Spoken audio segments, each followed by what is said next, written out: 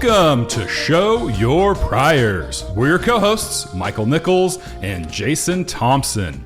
We're a business strategy podcast. We look at the week's latest stories and rip them apart to see what strategies and innovations lie underneath. On tonight's show, we interview a leading mind in strategy and innovation, Rita McGrath. Make sure you stick around for that. But before, we'll take a run through the fire hose. And right now, let's dig into the headlines. Let's do it. CEOs are laying off workers at a record pace, betting on AI productivity that the data says isn't quite there yet. MIT tested 41 AI models against 11,000 workplace tasks and found they barely met minimum competency, with full proficiency not expected until 2029. But again, that's speculation. Mike, what we've been talking about AI psychosis since episode 1. Is the rest of the world just now catching up to Show Your Priors? What do you think AI psychosis is? I think we should start there because I have my definition. I'm curious how you see it.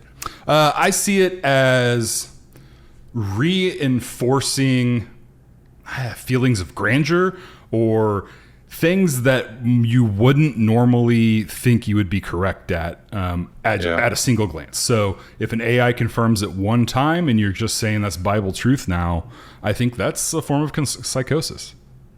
Yeah, I think you're right. It's like some sort of delusions of grandeur detached from the reality on the ground. Mm-hmm. And I think one of the things you see with CEOs is they often get very detached from the reality on the ground, the reality of the salespeople out there in the field, the reality of the dev teams. And the other thing is when people pitch up projects to the CEO, they put their best foot forward, right? The best possible PowerPoint, the best possible prototype. And the problem is that those prototypes often give the impression to the CEO that the AI, for example, in this case, is much farther along than it actually is. So they overestimate the capabilities of what AI can actually deliver. So I think that's what we're talking about when we talk about AI psychosis, but it's worse than typical tech psychosis because there's always hype cycles, right, in technology. Yeah. But this one seems to have a particularly strong feedback loop that you're actually rewarded for the psychosis on the market. Right, so if I start making claims that our AI internally is going to cause leaps and bounds in efficiency and reduce our EBIT, it's going to create new digital business models, new channels to market, I actually get rewarded for that.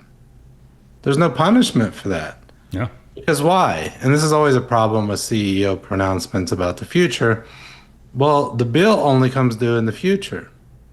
And then we've seen it, and you hinted at it, people making reductions in headcount based on the psychosis, if it even is, right? We have to always have a cynical take there that maybe they know that the AI is not there yet, but you can take advantage of this very, I would say, advantageous environment for this message, and you can push through, ram through some headcount reductions you wanted to do anyway, juice your EBIT, you get rewarded by the market.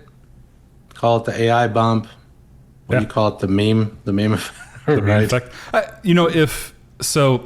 If my company reduces and we're all running ragged trying to make things happen, our customers aren't getting the best service, right now it's likely that my customers are in the same boat. So they're also feeling that pain of understaffing, of not having as many resources as they used to have. So it's kind of like, oh, well, if it's happening in our camp, it's okay if it's happening in your camp too. So a lot of the relationships that might suffer, could thrive through this. And also your competition is doing the same thing. So it kind of levels the playing field in that regard a bit as far as, customers are concerned, I would say. An interesting piece that I found in the Harvard Business Review, they had published a piece pointing out that when everyone using AI produces more, the bottleneck moves upstream. So now instead of the bottleneck being at production, the bottleneck is going to be at the people who review the production or approve the production. I kind of found that interesting that onus is going to be moving up the chain. What's your take? I think that's right, and I think it's exactly where the maturity of AI is right now. And that's what people are calling slop. Like you can very quickly get a prototype out the door. Yeah. right? So it sped up that part significantly, I would say, right? Get the prototype out, ideate, put it out onto a website or whatever very quickly, get it to your bosses very quickly.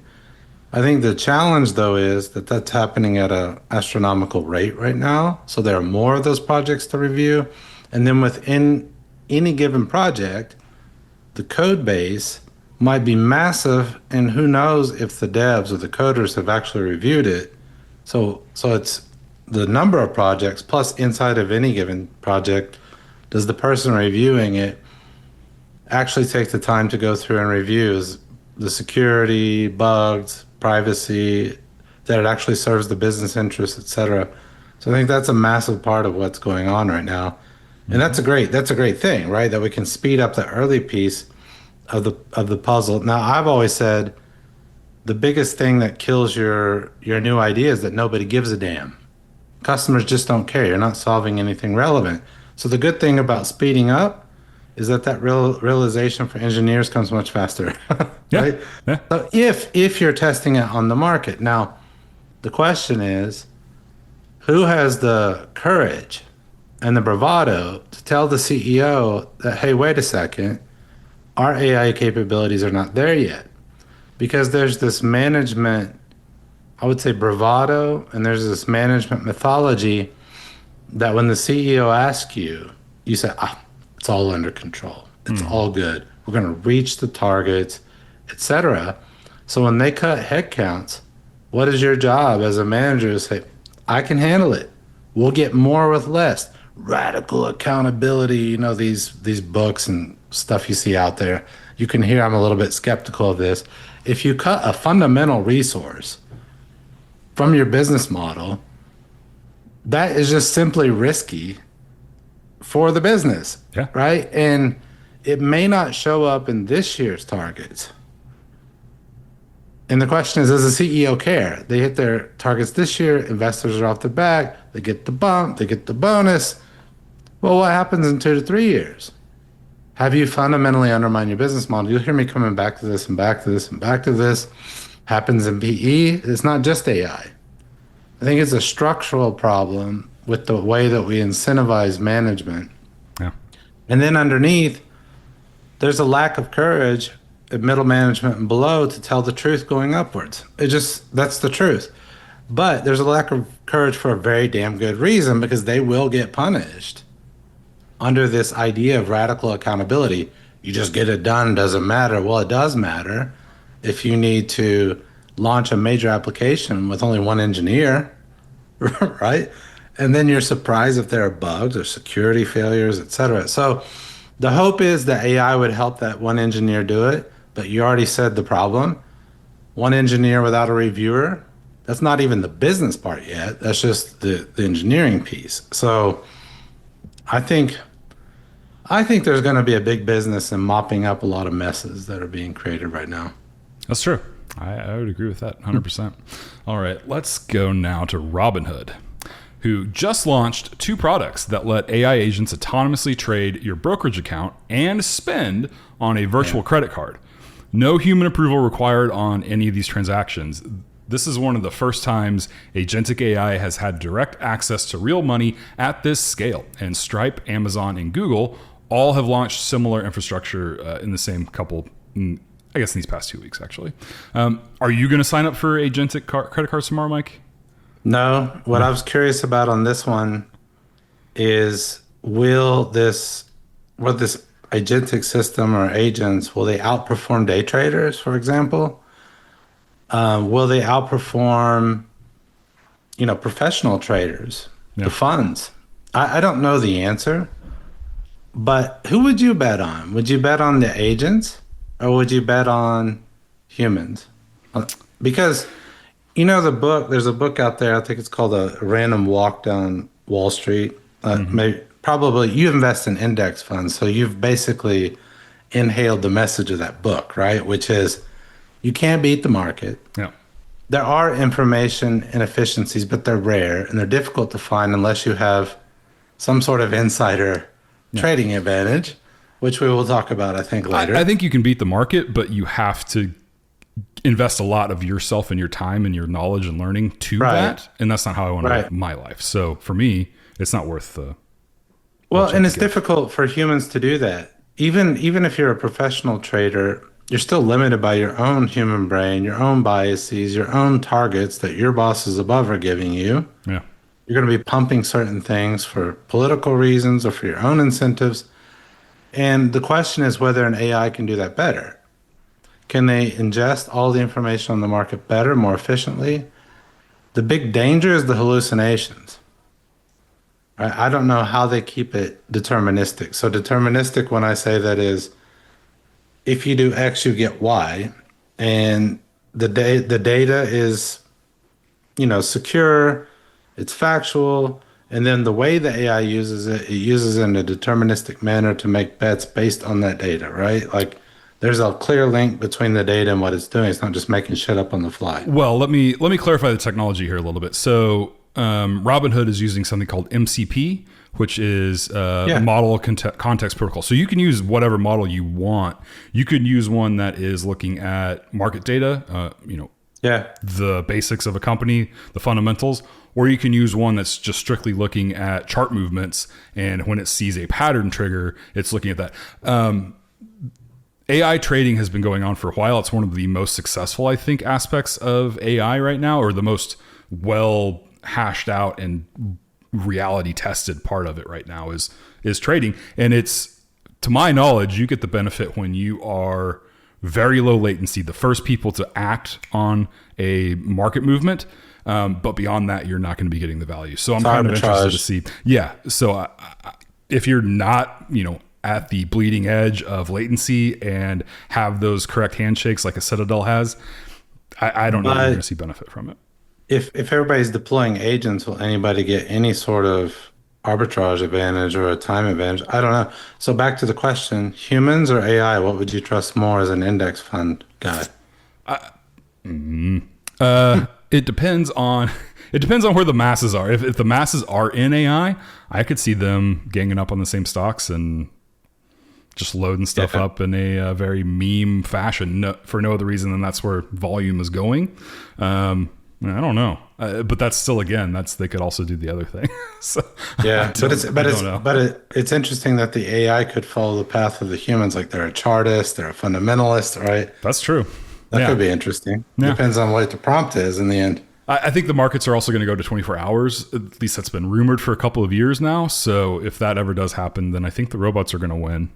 Great. So we can have 24-hour CEO psychosis. 24-hour CEO psychosis, 24-hour placing your bets on whatever. I saw somebody on, I can't remember what they were betting on, but I saw somebody betting on, it was a highway camera. It was a camera looking at a highway, and there was a line, and it was how many cars would pass through that line in the next 10 minutes or something like that.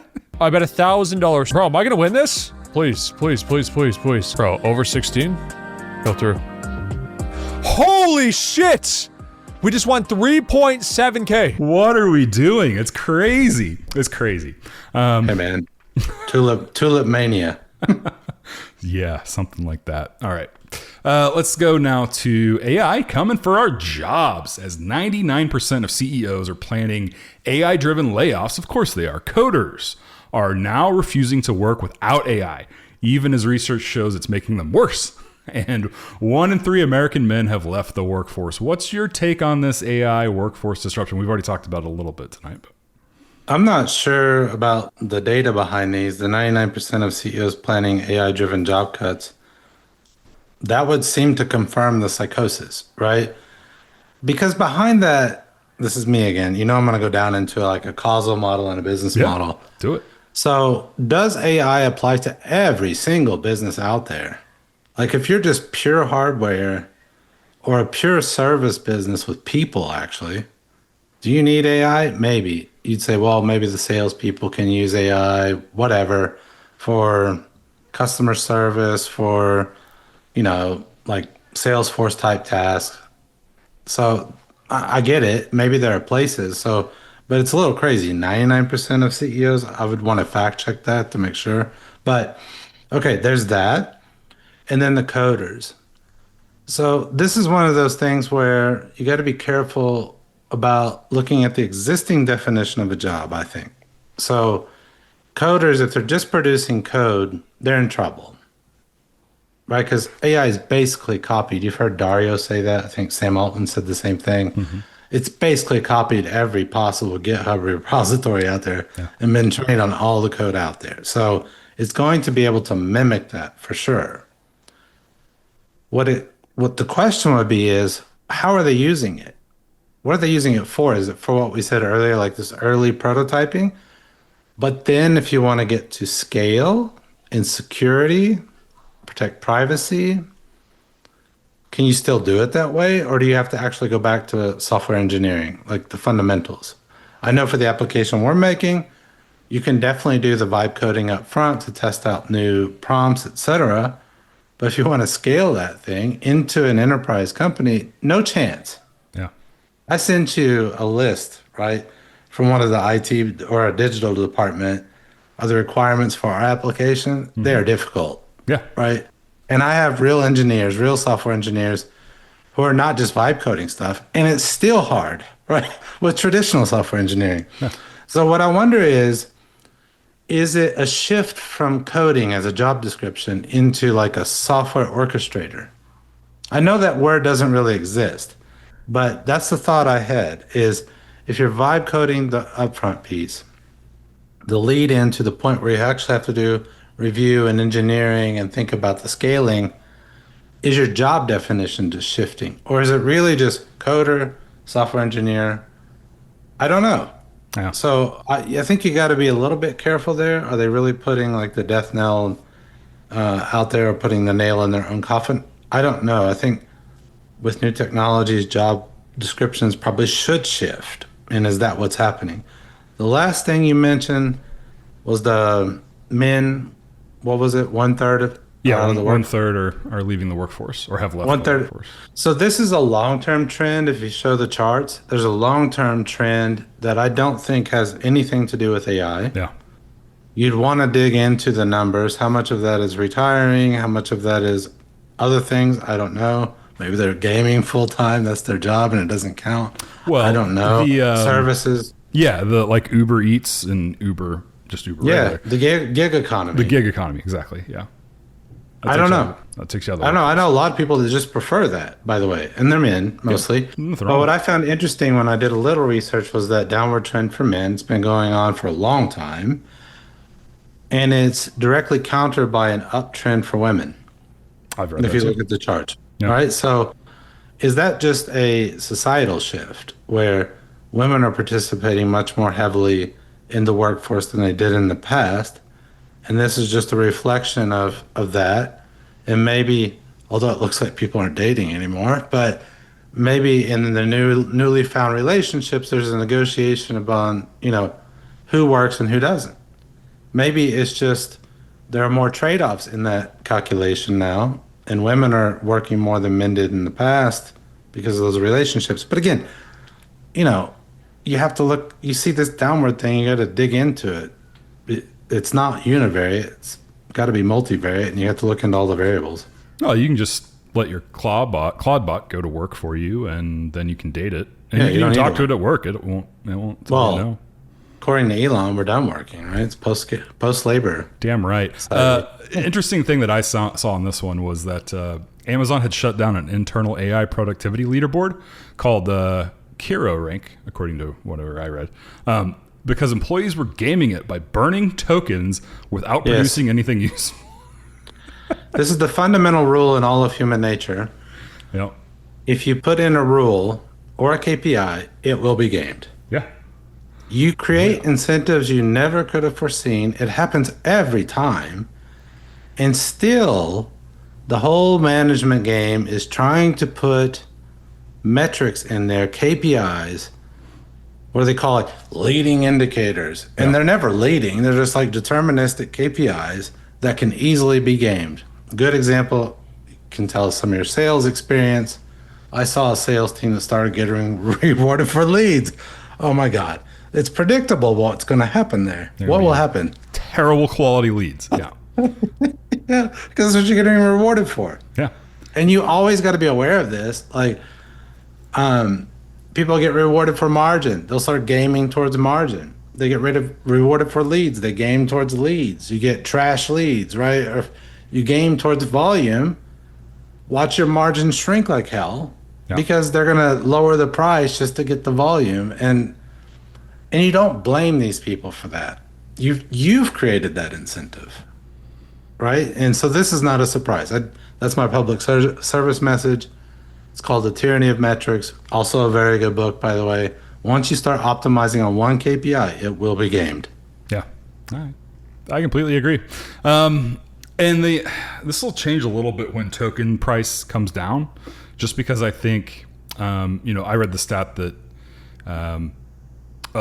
most of the tokens, 40% of the tokens or something like that, are being used reviewing the errors that AI has made itself. And as token costs and the compute costs comes down, I think we will start seeing. That's a very good point. So I've seen a lot of commentary on token-based pricing. Yeah. So this is going to be a dilemma because of incentives again. So why are they measuring tokens? Because it's driving the cost. So when people start to price based on tokens because their cost basis is tokens, you might unintentionally, right, in your pricing structure, create an incentive for your customers to use fewer tokens, which you don't want to do. You want customers to use your product as much as possible. So it actually happened at Amazon, right? So, well, let's see if it happens at Amazon. If they had to get rid of it because it was maybe pushing costs in the wrong direction. But you can imagine another manager reducing the incentive to use tokens because it's driving his cost center. Budget goes away quick. Yeah. Well, time will tell, but it's an interesting tug of war with what's going on. Okay, well, this one's been a hot button issue this week, and that is that Ferrari has unveiled its first ever fully electric vehicle. And the reception has been very rough. One analyst called it a mix between a Honda and a Tesla. The shares dropped 5% on the announcement, and the internet had really strong opinions. What did you think about the Luce, Mike? So we've talked about brand identity a lot. Yeah. And Harley Davidson was my example. You can get trapped in a very traditional brand, and then it's very difficult to extricate yourself from that brand identity. We've seen others struggle with this. Some of the recent controversies around certain beer, or even Disney running into controversies. So that's where I took this in my brain. What is Ferrari's traditional brand? What is it? What is it to you? It is the poster in my bedroom as a boy. Like, it's that car that's not attainable except for the very select few, and it's done that successfully for a very long time. So it comes from racing, right? Mm-hmm. It's racing, which means it's performance. It's luxury. It's Italian luxury. It's elitist. Yep. This one comes with a price tag of $550,000. $640, I think, is the US. $640. So okay. Yeah, not much difference there. So 500 to 600, you're signaling exclusivity, luxury, etc. You cannot have someone then say it looks like a Honda or a Tesla. Even Tesla is expensive as hell for most of us. Yeah, not that expensive, right? Yeah. It's not that exclusive. So I think this is what's interesting for me is that it came with it being its first EV. How do you take that performance, luxury, elitist, luxury brand, right, and convert it into EV without destroying it? This is a question. Because for me, Ferrari, that's the ICE engine. Yeah. Right. Oh, for sure. I mean, they've successfully put, electric motors into cars to complement their combustion engines. Yeah. I'm pretty sure Lamborghini completely backed off their electric vehicle plans because of customer pushback. But at the end of the day, we're seeing all of this because of, in the US, we call it CAFE laws. In Europe, it's like a 90% emission reduction by 2035 is what it is now. So, and that's, of all vehicles registered. So there's ways to game that too. And vehicle manufacturers gamify the emissions. So for people listening, that means in your fleet of cars that you produce, you got to have a certain percentage that meet the regulations, right? At least that kind of ramp up. I do have to say, this was one analyst. The ultimate arbiter of whether this will be successful or not will be the customers. Yeah, for sure. So I don't know, the Elite, they spout off a lot of green stuff, right? So they seem to be hip with the green. The question is, will they pay $550,000 for that? I don't know. Maybe. The closest thing not to if this, it looks like a Honda. the closest thing to this is the Rolls-Royce. I think it's the Spectre, the electric Spectre, and it's $500K. It's $100,000 less. It still looks like a Rolls-Royce. It is known for being quiet and supple and plush. And EV translates to that world very easily in my eyes. Whereas it's almost too quiet. Not from a Ferrari, right? Like it's a strange, and not even that. I mean, I still think you can make an electric vehicle cool in a Ferrari way, but this, our friend of the show, Scott Newton, this week made a post where it was comparing it directly to the Nissan Leaf. That's a terrible, terrible post for Ferraris. It's crazy. And, that's like your Harley looks like a moped. yeah. And even if it's aimed at China, I did a little research about how China took it. And from what I can tell, just about the same as we did in America. Not very well, especially when you're looking at cars like Xiaomi for 30K USD, looking way cooler than this brick.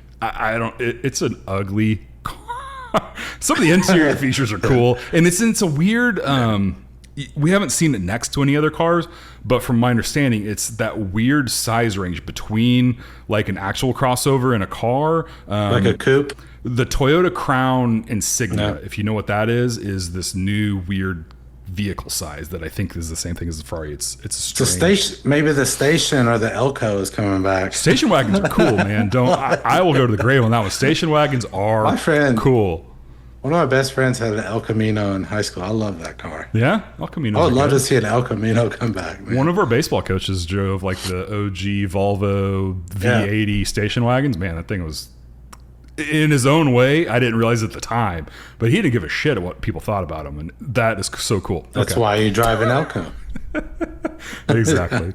I don't know. We'll have to watch and see how it sells. I have heard that there is a VIP list that, usually among dealers have these VIP lists where their best customers get to buy the high-end, super rare cars. So you have to buy X number of cars to be the best whatever. I have heard that most dealerships with this Ferrari are not, you don't have to buy this to remain on any VIP list. Like, it's not considered. So, I mean, we'll see what sales do, because then the numbers will be tainted by people trying to get later releases, right? We'll see what it does. All right. Waymo is now dominating autonomous vehicle registrations, leaving Tesla in the dust. And this week, they debuted a brand new robotaxi that is Chinese-made, designed to be profitable and already accepting riders. What's going on here, Mike? Tesla has 42 cars registered in Texas. So Waymo has Waymo. I think 577, something like that. Yeah, Waymo. Yeah. Okay, yeah. But the article there was suggesting that Waymo is dominating Tesla. What am I going to do? They are not the same business model. Yeah. Waymo right now is fleets, right? It's automated robo-taxis. That is not Tesla. Tesla's in a completely different game. But still, the number of registrations, didn't Elon move to Austin?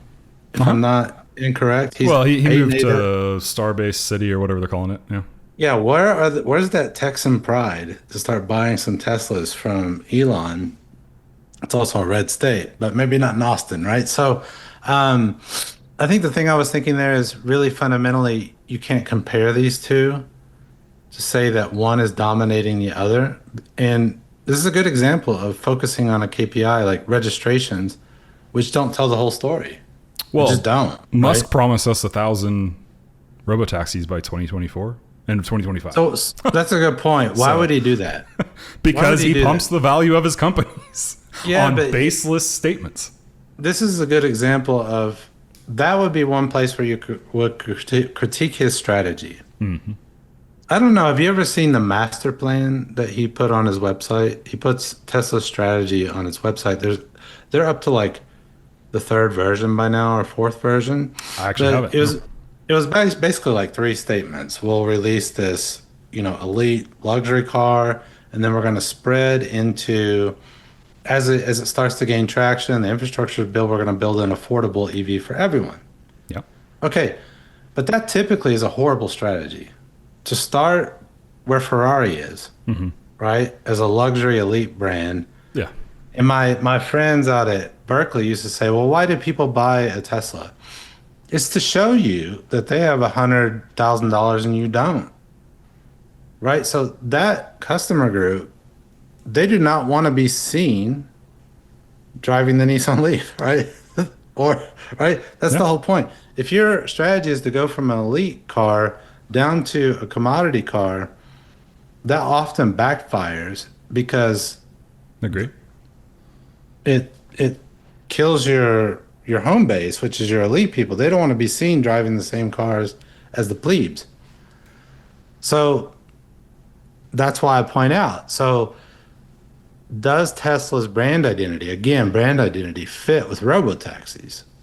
That's a completely different thing unless you're selling into robotaxi elite luxury fleets. I don't know. Those models exist with the rental car companies. That could be. It's a good question. I've seen a lot of Teslas when you jump out at the airport, and it's one of the options. So who knows? Oh yeah, for like an Uber, for sure. Yeah, you get a Model Y, Model 3, go Uber. Makes a lot of sense. My issue with it is that Musk pumped his stock a ton on the fact that robotaxi is going to be everywhere. I remember the event where he paraded the robotaxi. It came out. It was a driverless vehicle. It was shaped completely different. It looked like it had a circular U couch inside of the vehicle. It's been, in their presentations for a long time, these robotaxis, and they're just not delivering on them. And they finally debut them, and they are the people I saw get in the robotaxis had a person in the passenger seat who could take over the pedals and the controls at any time because they were not fully autonomous yet. Whereas Waymo has been doing the full autonomy thing for a while now. Now they still have issues. I've seen videos of them, stuck at a light because there was something in the road. Well, I think you could take that away from that article. They're far ahead on, and probably even their technological approach to full automation. Yeah. Right?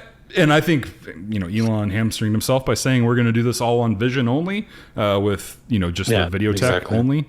I think it really hamstringed them, but, we'll see. What does Waymo use? Is it LiDAR or what are they using? They have a number of things. They have vision, and I know they have LiDAR on top. That's the big spinny thing. And then they have sensors and all. They have a full suite of stuff, whereas Tesla, as I understand it, is trying to just use dual cameras on the windshield. Yeah. So, I don't know. We'll have to see how it turns out. I suppose we will see. Also, an interesting fact is that year over year from 2025 to 2026, Cybertruck sales are down 40%, but 75% of those sales went to SpaceX. Elon's company. Just, Hey, man. I don't know. One of our comments said, the fundamentals have never been great and never been better in the Mag 7. Well, maybe in 6 of them. I don't know. Okay. Define fundamentals, right? Define fundamentals. Yeah, define fundamentals. What is your prior on a fundamental? Let's go to the fire hose, Mike. Let's do the rapid fire news. Let's do it. We've got all the energy and water usage numbers for AI, and they look pretty insignificant, to be honest. Gemini text prompt uses about as much energy as a Google search did. So what's the fuss about?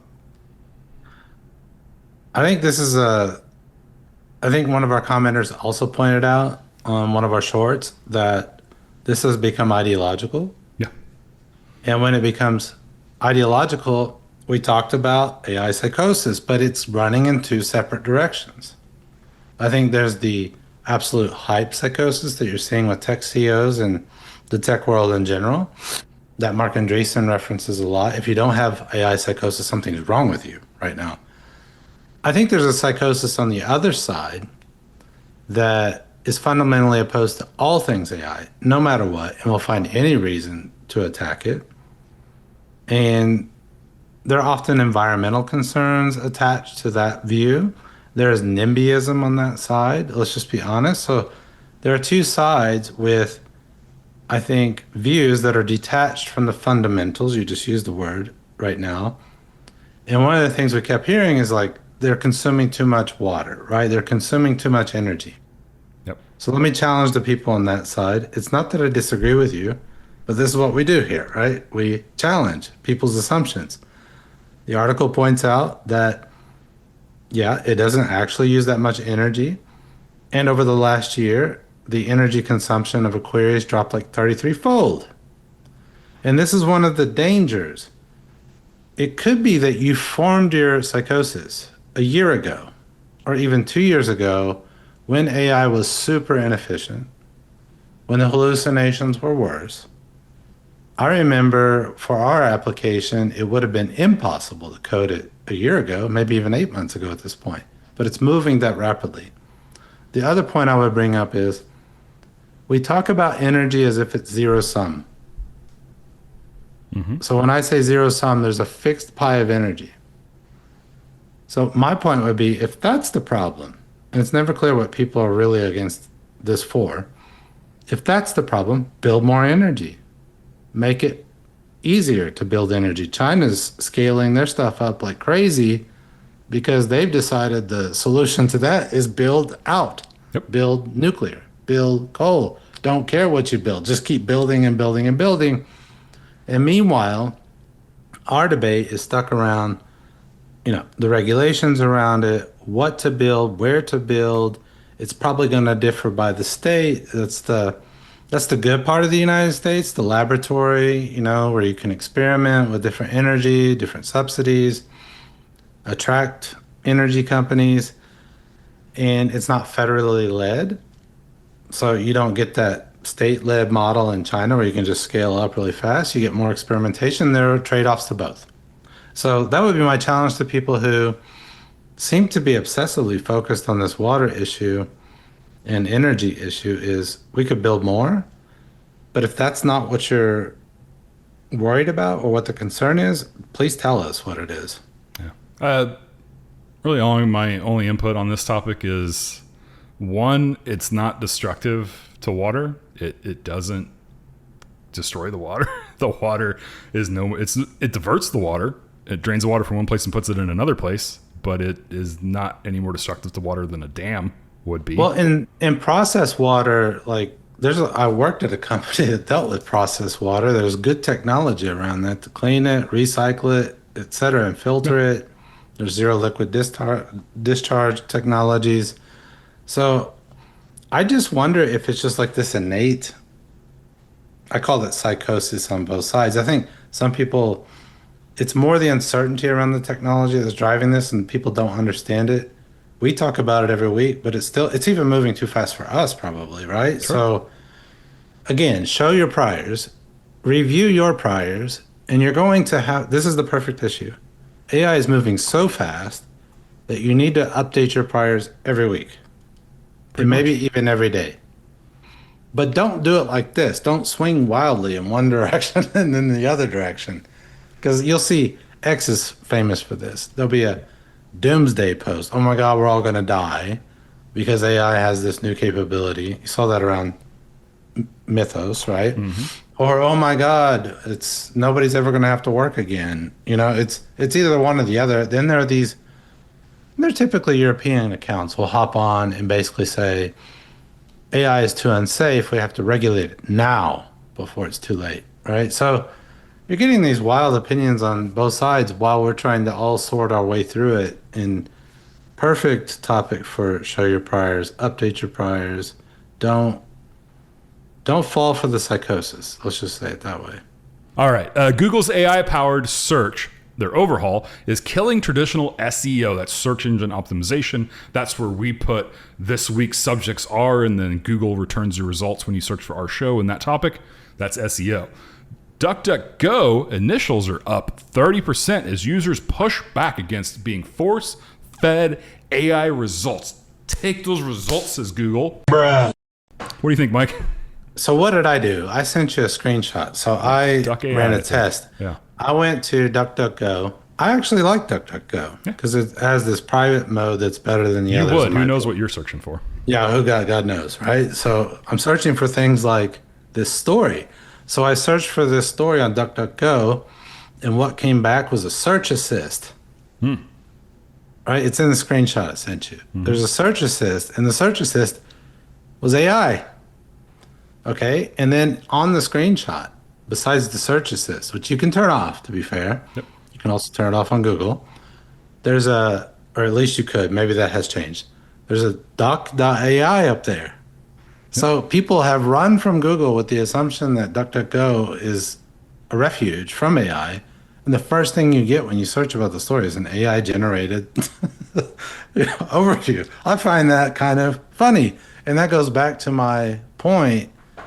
I don't think you can survive right now as a search engine without AI. I just think it's here. Maybe, but you know what that strategy is called? They call that last man standing. So here's the question. Could you be the last man standing where you reject AI and only run pure old school search? Could you? Maybe. Well, it depends on how strong that poll is out there with the psychosis that's anti-AI. It There depends might on- actually be a play there. I don't know. But is it long-term sustainable? I don't know. I think the piece that we're not seeing yet is how effective the marketing with baked in marketing into AI is going to be. I think that that's what these companies have seen already, is that it's going to be more akin to content-based advertising. So, content-based advertising gets big bucks because it's effective. Because when you have product placement inside of content from trusted influencers, it sells products. This is going to be kind of similar, where AI is going to suggest, when you search for, oh man, I have a headache, and it's going to say, oh, well, you should just take 2 Advil. It takes care of your headaches, or whatever company it decides to sell you that day. It could be a lot more effective than just the sponsored posts that we see today. I think that's going to be the differentiator for these companies, is the ad revenue that they're able to generate off of AI versus search traditionally. So I don't know. We haven't seen it yet, but I'm sure they've tested. Hey man, it. if you pay the ding gelt, in this case, if you take a Google Enterprise contract, you might be placed high up there, right? Yeah, It's the recommended solutions to your problems. could be. This one kind of goes back to what we were talking about earlier, in a kind of a sick AI loop. Companies like US Bank and Target are now using AI-generated synthetic customers to run market research at a speed and scale that human surveys could never. This sounds highly sycophantic to me. What is what I wrote in my script. So that's true. I first heard about this last year at Imperial College in London. Steve Blank, the big lean startup guru, was talking about the fate of lean startup, and he made this statement. It's the first time I'd heard the phrase that in his approach to innovation, the first thing you do is not build something. The first thing you do is you go talk to 50, 100 customers.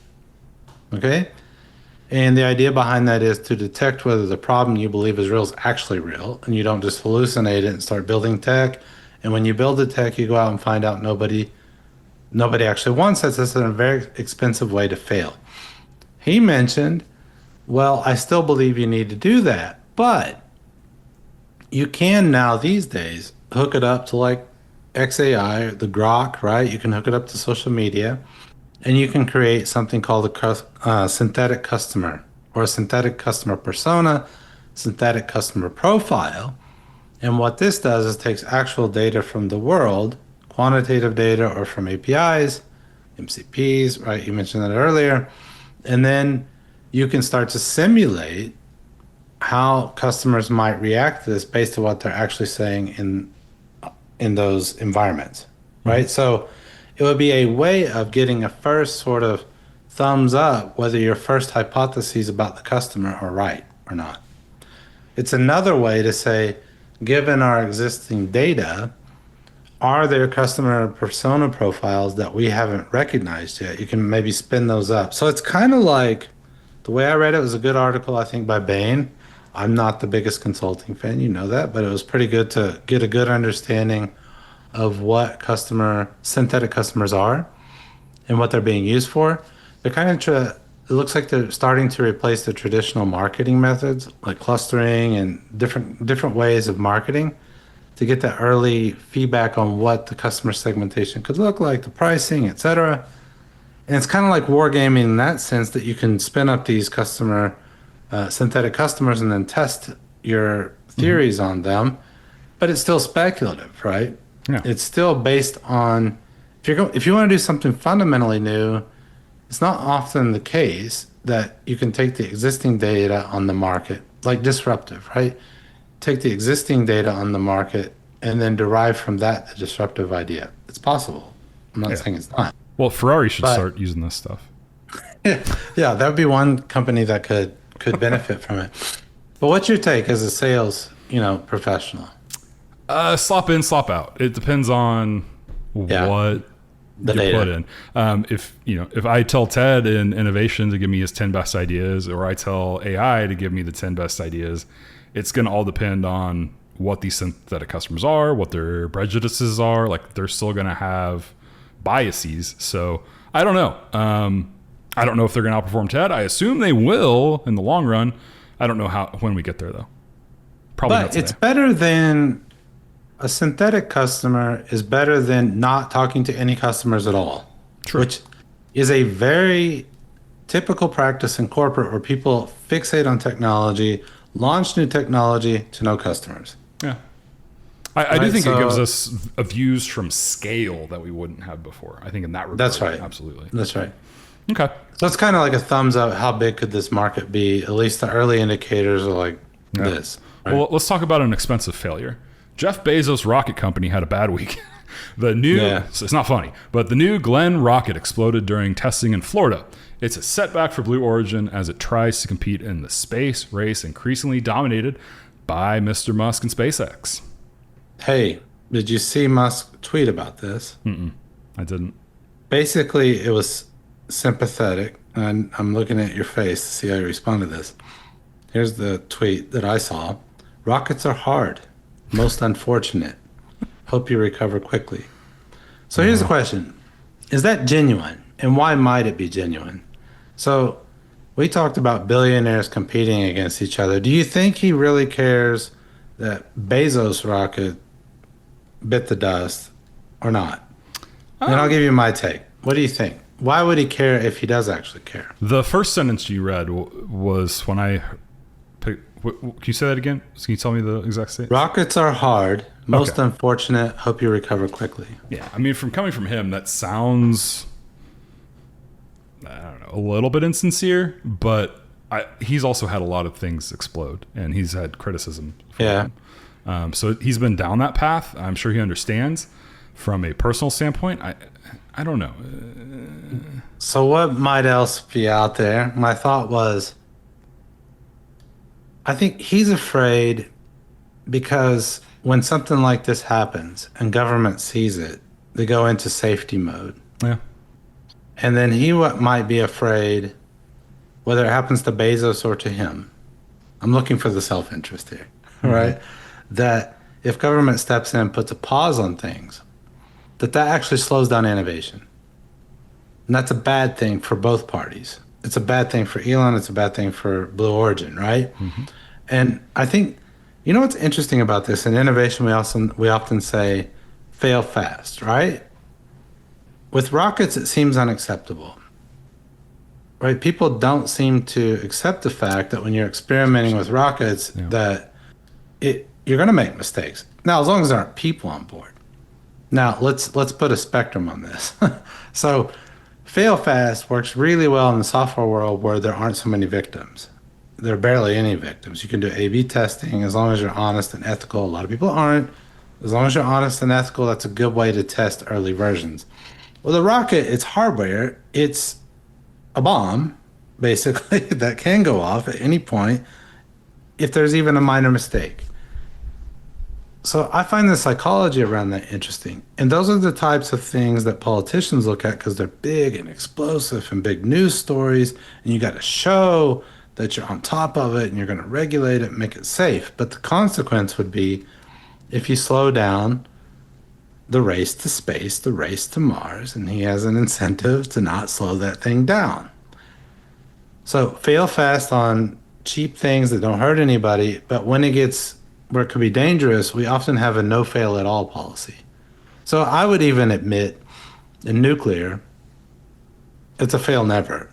Don't fail fast in nuclear, right? Yeah. I mean, you can't even imagine saying that in nuclear. So there are certain things that are safety critical that need innovation. But one of the things about nuclear is, and I think it's one of the problems that we face today, scaling it, is that we were so concerned about safety.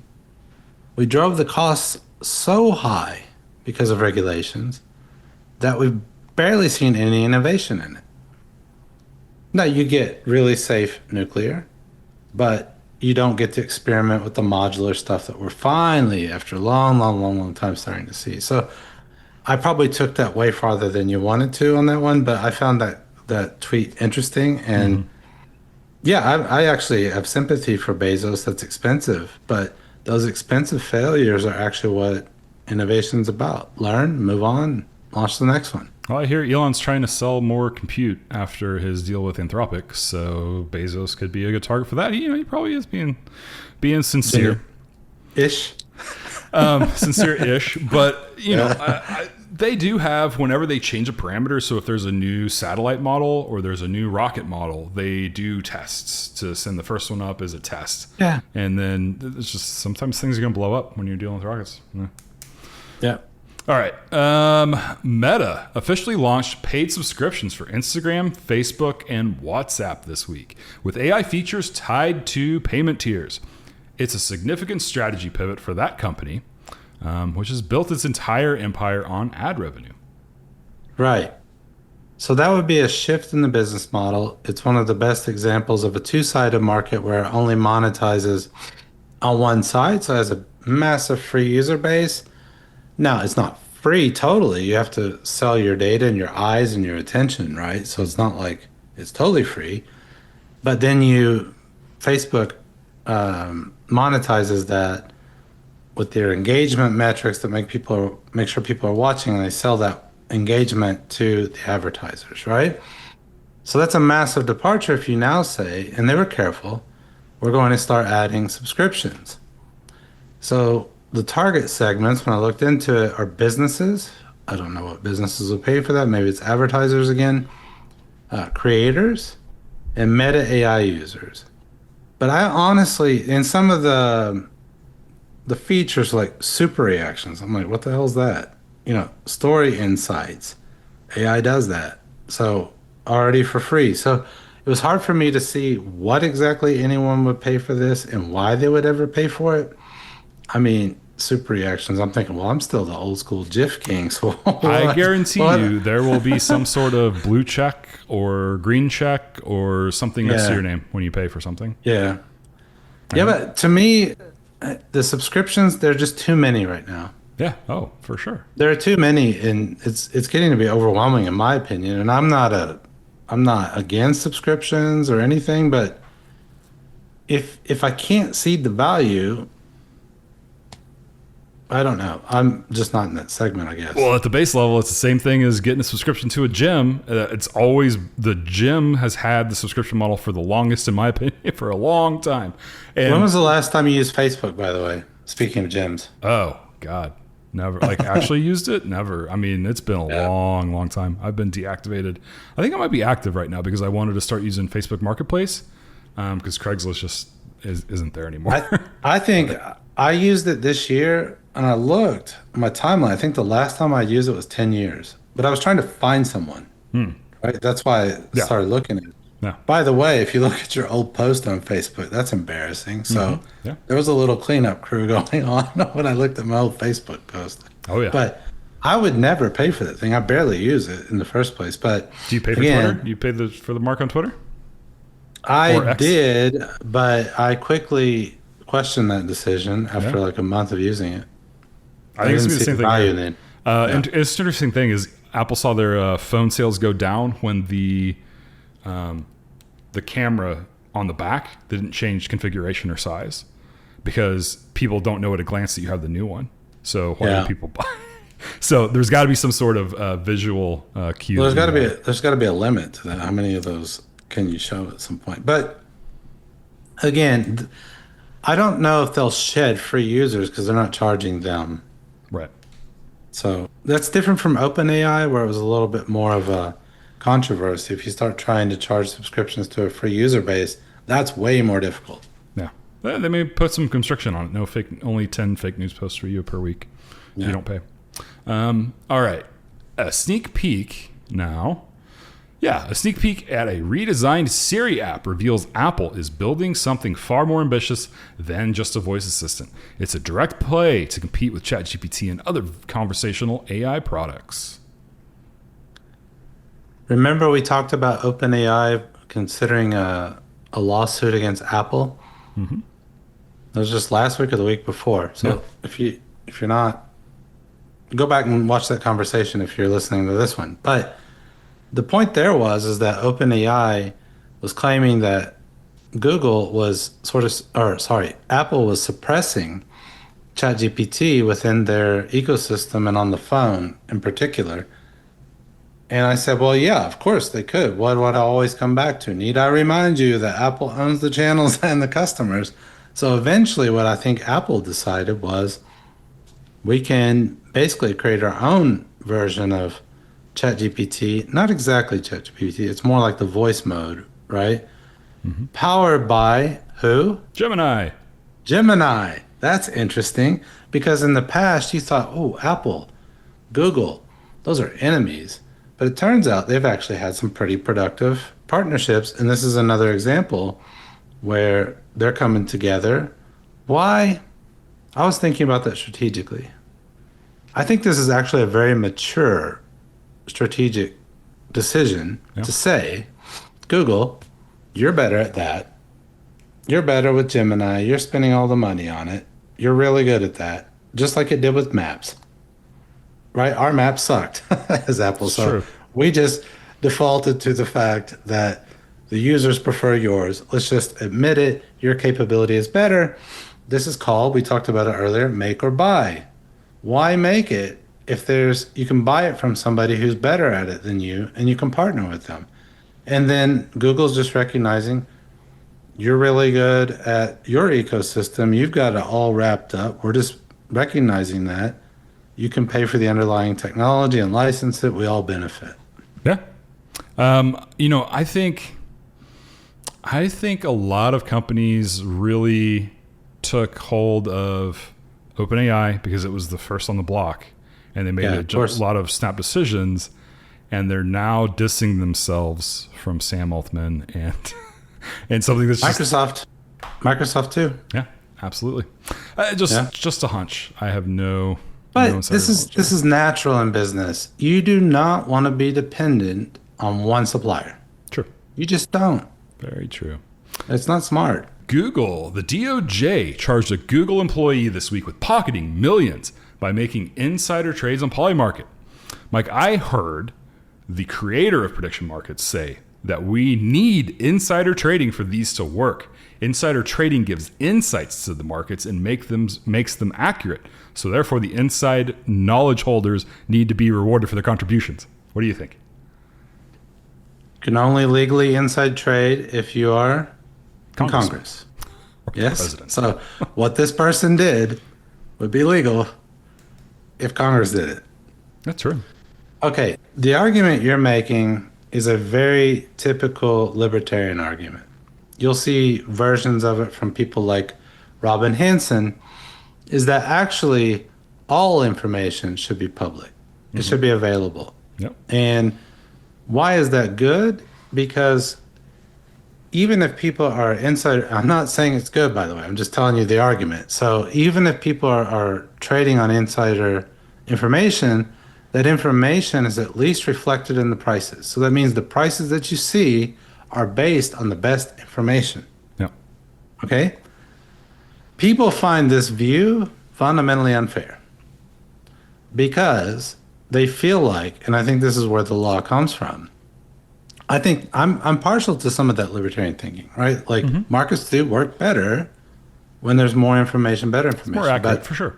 Yeah. But it feels like a little unfair when you have a privileged position in a huge corporation and you're getting information before the market, And that's where this insider trading typically comes from.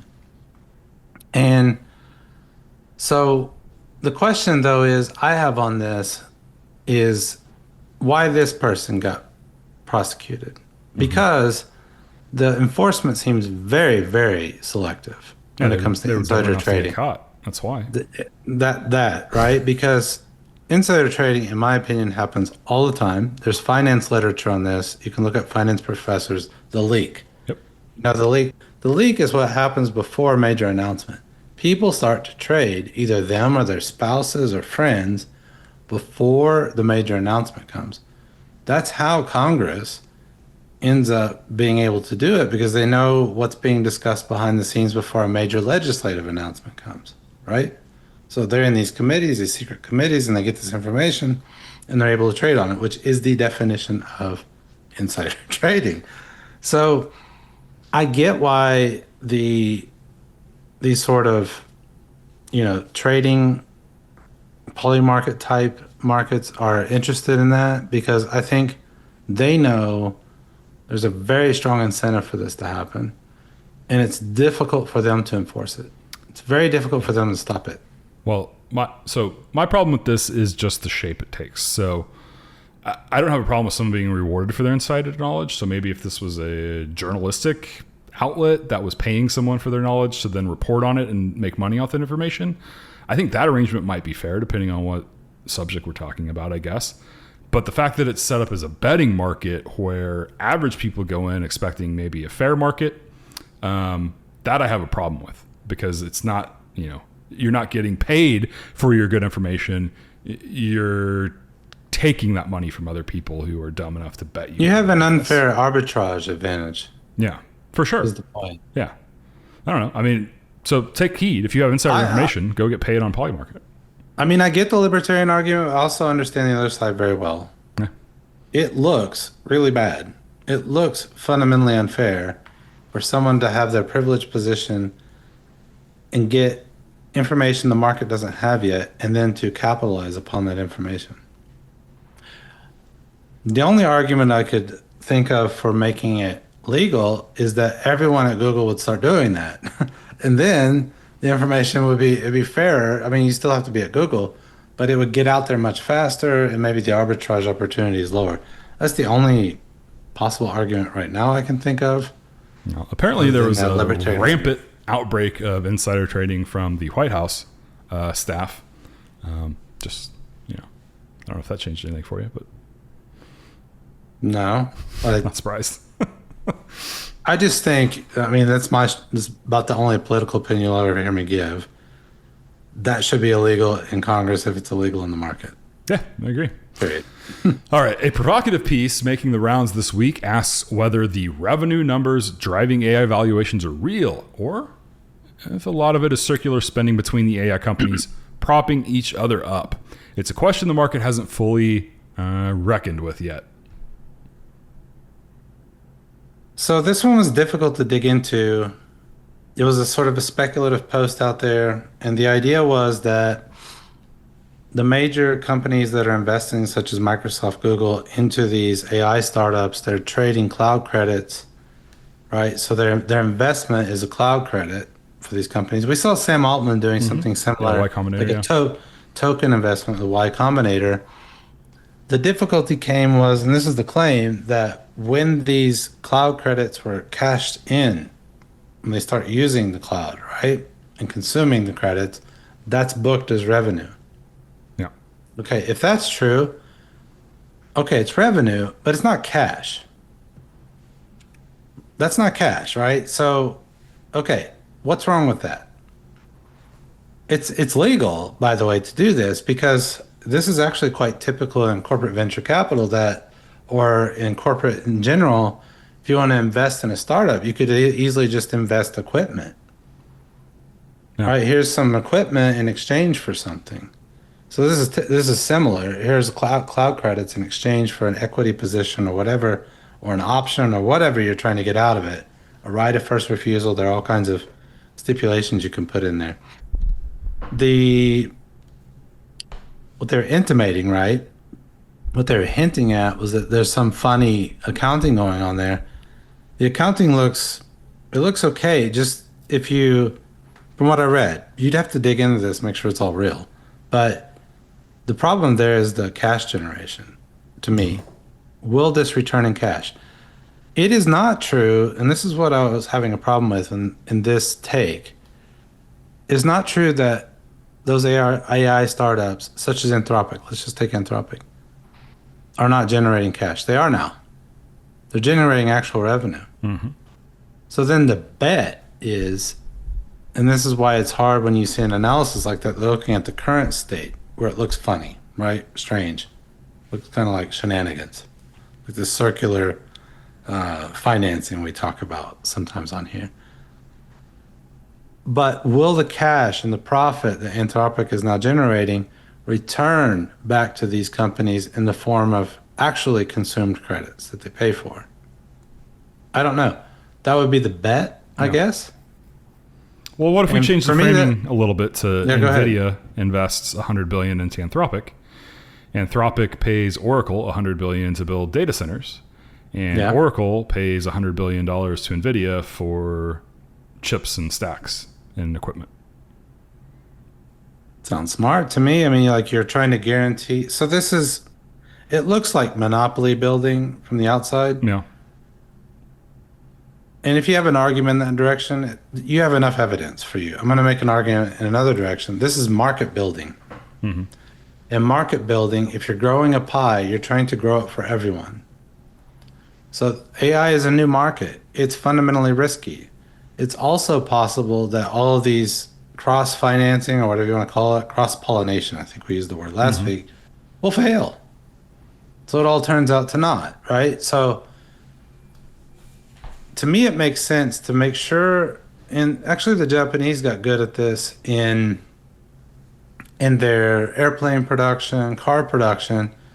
Toyota was known for this, is like making sure that you have a really well taken care of supplier so that when things get rough, like the ecosystem survives that you're building and you don't have supply disruptions, etc. So in some ways that's good business. I get what it looks like though. Yeah. I really do. Right? I mean, as long as NVIDIA is not double dipping, like in my scenario, NVIDIA is the one that's actually giving the cash in the first place, and then it's coming back to them. So as long as they're not counting it on their books on both ends, like I think it would be okay, right? I don't know. Maybe they could even count on both ends. I don't know. I don't think we have enough details on this one. At least I didn't to make a definitive statement. This would be probably a main topic we'd need to dig into it more. That might be interesting. Okay. Yeah. Let's look at it in that light at some other point down the road. All right. The COO of Okla, the nuclear startup backed by Sam Altman, made a bold claim this week. The nuclear waste already sitting in storage in the U.S. contains enough energy to power the entire country for 150 years. Could we tap into that? You know what circularity is? So circularity is a kind of business model where another way you call it is trash to cash. Yep. So when you, in any sort of value chain, there's waste. And the idea of circularity comes from people who are really concerned about sustainability and the environment, is that when you produce waste, you take it and you translate it or transform it into productive uses and generate cash. So there are actually examples where you can generate more cash within the business model if you're able to create a circular model. The challenge is that in a value chain, the people often don't work together. Mm-hmm. So this waste is often called a feedstock. So let's say like in textiles, there's a lot of waste. There are companies out there that buy the waste and then recycle it, right? And then produce virgin, textile material or other side products, right? Mm-hmm. So that's essentially what they're saying they're doing here is we're going to take that nuclear waste and repurpose it and create new energy out of it, right? That's at heart kind of a circularity concept to monetize that waste. So I found that interesting. That's something you're going to have to think about. But here's the thing, right? Who is going to be comfortable with that? And this is related to the build out we talked about earlier, where I was challenging people. If the problem is not enough energy, build out. nuclear's got to be a big part of that story. And if you're a company that depends on nuclear waste, you don't want to use it all up, right? You're going to want a continuous supply. So this is part of a broader move, I think, to produce energy for AI, to push nuclear, and then push this idea that the waste actually is not waste anymore. We'll be able to convert it into energy. Now, people are already uncomfortable with data centers next to them. How uncomfortable will they be with, oh, nuclear next to them? Or, oh, nuclear waste company converting it next door? Doubt it.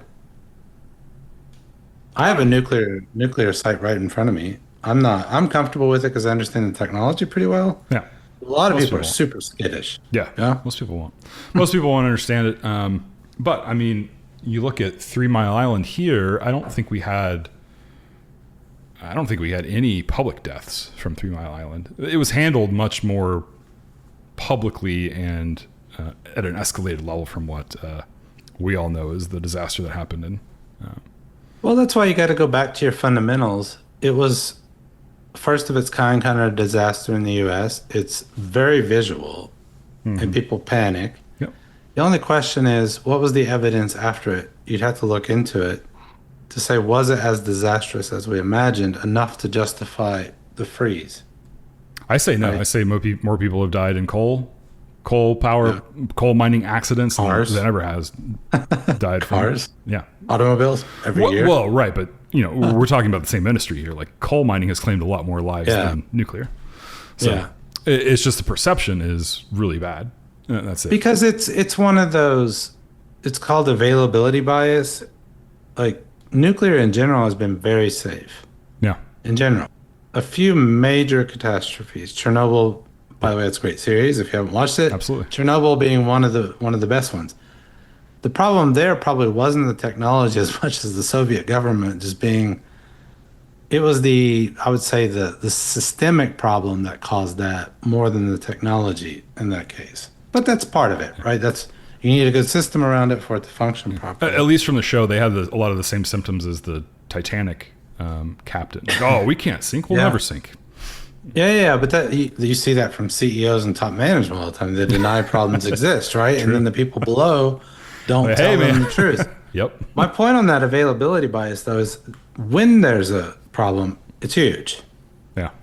And it's visual, and that taps into, I think, human instinct. And we love catastrophes as much as we're afraid of them. They're dramatic. They make great news stories.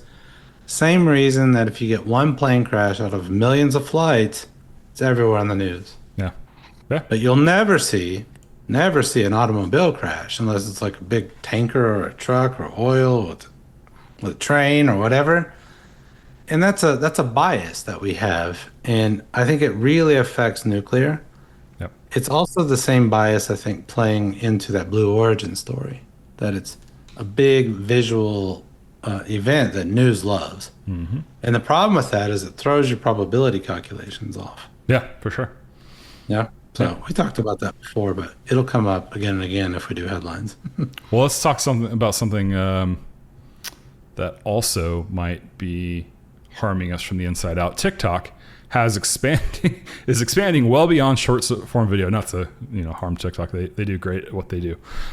Payments, shopping, messaging, and more all are in the roadmap as the platform makes a play to become the Western world's version of WeChat. The question is whether American regulators are going to let this happen. I don't know. I bet they do. Well, even if they did, what's the strategy here? Remember an old episode where we talked about the difference between Google and Yahoo? Mm-hmm. So Google specialized at one thing, dominated. TikTok originally focused on what? Creators, B2C video, right? Mm-hmm. So it's a social app, but it was video based in a particular type of video, shorts, basically. That's what we call them these days. Yep. Yahoo did literally everything, and Google killed them. So the question is, if you're Google, do you want to become like Yahoo? And if you're TikTok, do you want to become like the equivalent in China is WeChat? It's a super app, is what you call those things. Mm-hmm. You can do literally everything, right, in those things. So the things they wanted to add to TikTok, and this is a strategic question: search, shop, music, games, hotels, payments. Actually, isn't X trying to be the everything app as well? So it's like same thing. X is trying to do video. It didn't really take off, at least as far as I can tell. So can that work strategically? I don't know the answer. It really, I mean, they have a huge audience, so they've got them trapped. But will the audience accept these other services within it Yeah. as a super app? I don't know. I wouldn't, but I watch that's this just me. weightlifter guy, and he listens to music, and he's always like, "Oh, let's change the TikTok cut for this next one." And I have no idea what he's talking about. Like, I don't listen to music on TikTok. I use TikTok, but I don't use it for music. But apparently, a lot of younger folks do. So I don't know. They're probably getting their news, which is super scary. Their news, information, shopping, everything from TikTok. Yeah, every video I see on there it's basically music to some video. It's some famous music to video. No, I don't know why that's creative, but people like it. I guess Right. so. A friend of ours owns a gas station. It's gas station and novelty store inside, basically. Anyways, but they have a supplier that's like, oh, you have to buy these. And they're like little squishy dumpling things, like stress ball type things.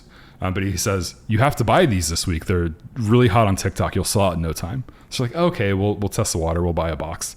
And they bought a box and they sold it in like 2 hours. They, took a post, put it on Facebook, and they sold it and it took 2 hours because it's a TikTok craze, because the kids see them on TikTok and they just have to have them. Yeah, I know. Crazy. I've seen those. Crazy. Fidgets, spinners, stuff like that. Yeah. All right. Let's leave the fire hose now. And we're going to take you to a wonderful interview that we did earlier in the week with Rita McGrath. If you've ever heard someone argue that the competitive moat is dead, there's a good chance they were quoting today's guest.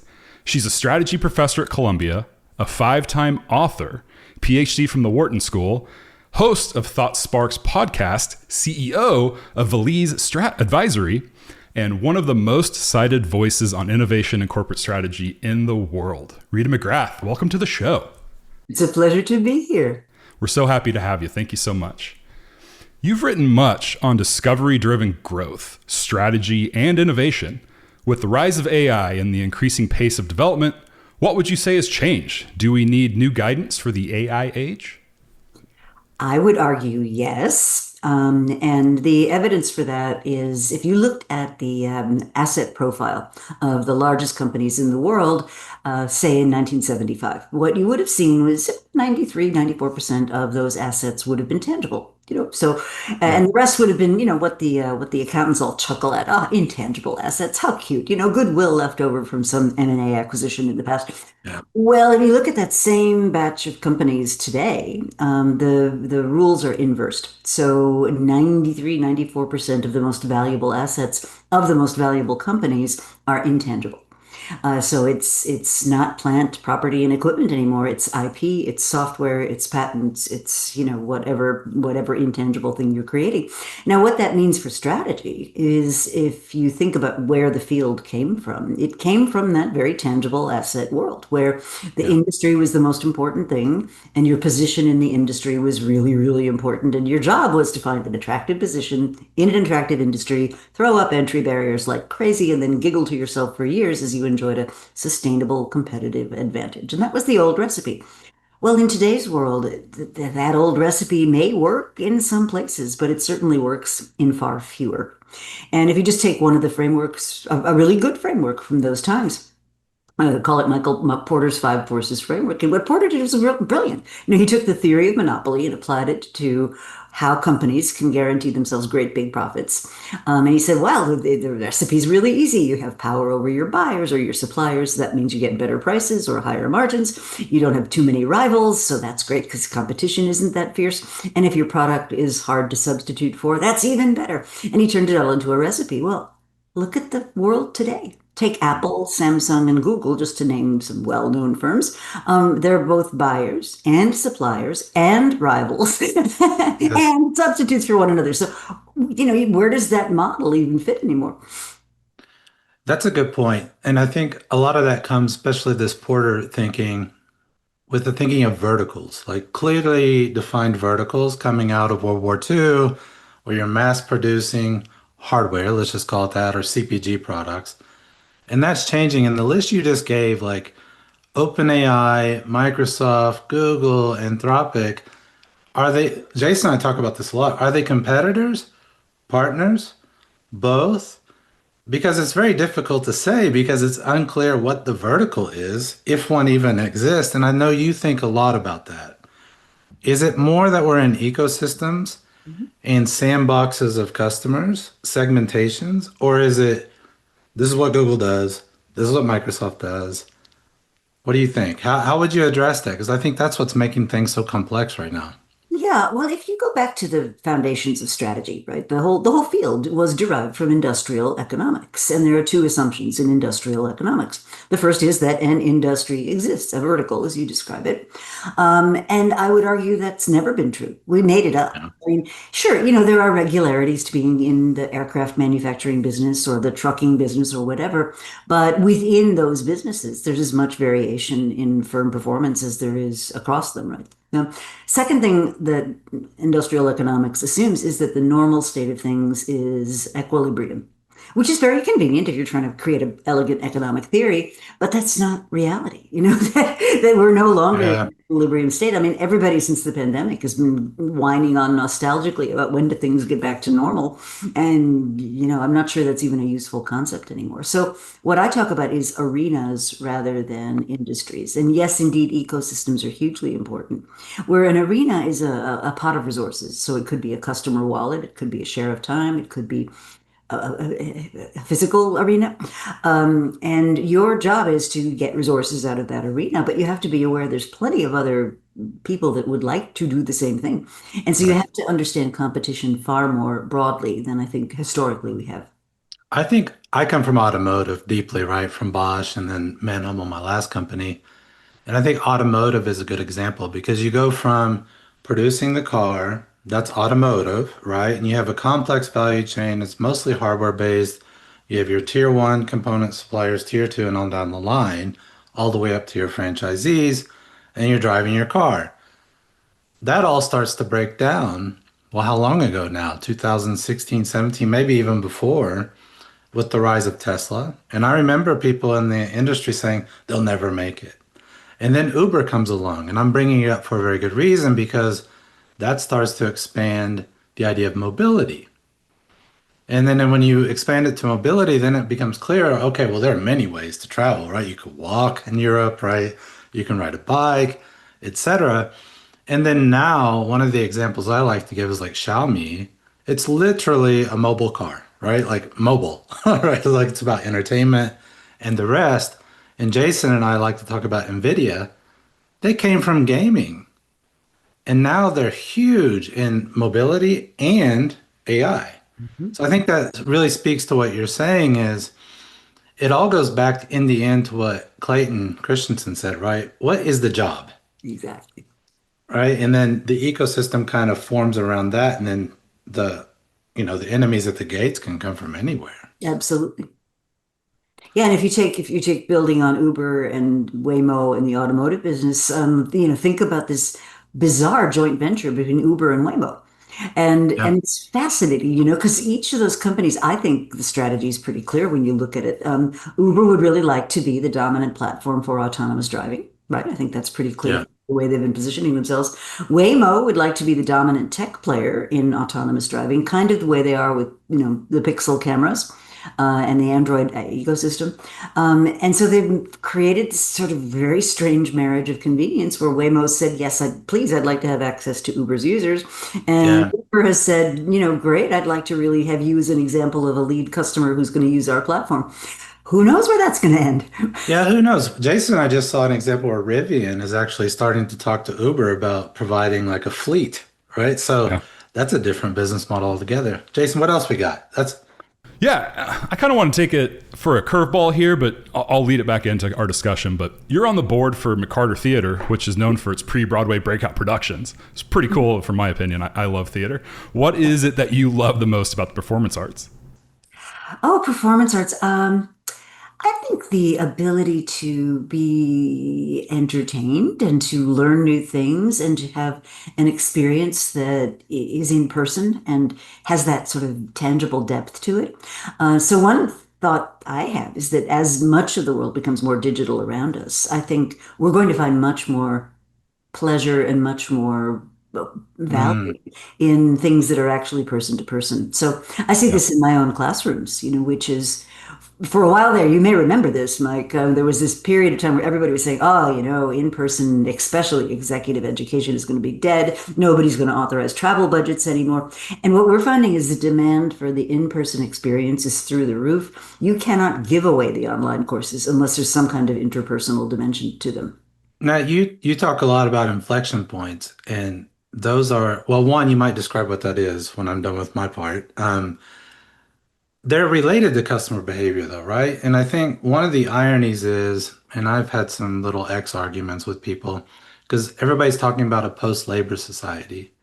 Simultaneously, they're talking about AI slop, which is the notion that AI is just throwing out so much volume of product and images and text that maybe what you're saying is because that's a commodity now, maybe art rises again as something that's differentiated in Porter's language, actually, right? So these individual face-to-face encounters actually become more valuable as that slop increases. What do Mhm. you think about that? And maybe relate it to inflection points Sure. in customer behavior. Because when I was reading your book, let me hold it up.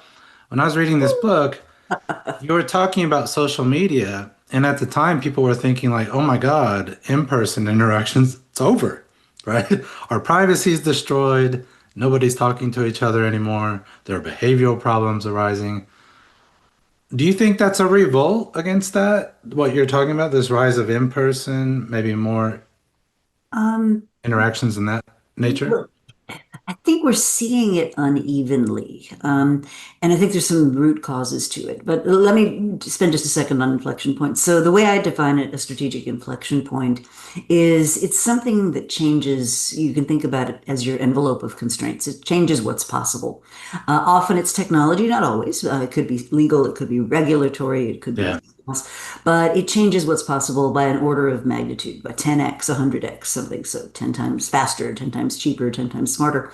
And the interesting thing about that as a strategist is what do you do with that? If it comes out of the woodwork and bops you on the side of the nose, like what's the point strategically?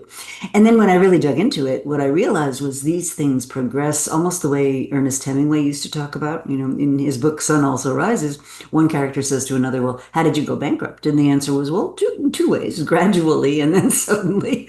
Yeah. And I think that's kind of where we are with this whole conversation about humanity and people and whatnot. And one of the things I am troubled by is some of the work that Jonathan Haidt has from NYU Yes. been promoting, Yeah. well, has been describing, right? And he wrote this wonderful book called The Anxious Generation. And what he's found is that once you introduce social media to young brains, that it interferes with their ability to develop, to play, to form meaningful connections, and then throw a global pandemic on top of that, and it gets pretty grim. So one of my concerns is at some level, we're seeing these really addictive digital products become so much easier to deal with than actual difficult human beings. That it's easier to take that route. And then, unfortunately, people kind of feel empty. They don't feel connected. The reported rates of loneliness are at all-time high. People aren't socializing the way that they used to. The idea of your community association or whatever that was you used to belong to is starting to fade. So I think some of the effects of this are not yet seen. But what I would say at the same time, in parallel and almost in contradiction, is the value people are putting on in-person education, in-person gatherings, in-person music. If you think about concerts, I mean, they're sold out. Why? Because back to my McCarter observation, people want to feel they're witnessing something that's unique in the company of other people. Yeah. One of the interesting things in your book, and it's the way I've been thinking about this lately too, is that disruption starts on the periphery. Mhm. So when you're sitting at the top of a corporate hierarchy, you have an information problem, it's difficult to get those signals that you're talking about. Very much so. And maybe one of the hardest parts is that there are pockets, as you said. There are little signals bubbling up. And by the time the bubbles start to get bigger, and now it's boiling, it's too late often. So, one of the things that's difficult though is to determine whether it's going to be one that disrupts, causes a 10x difference or not. How do you think about that? Because we have biases too, right? So we only see the things we want to see and we want to believe things. So how do you Oh, think totally. about that? Well, the dominant wisdom at the Columbia Business School where I work is that what AI and this middle management shrinking and all the layoffs have done is they created a flight to quality. We'll be fine.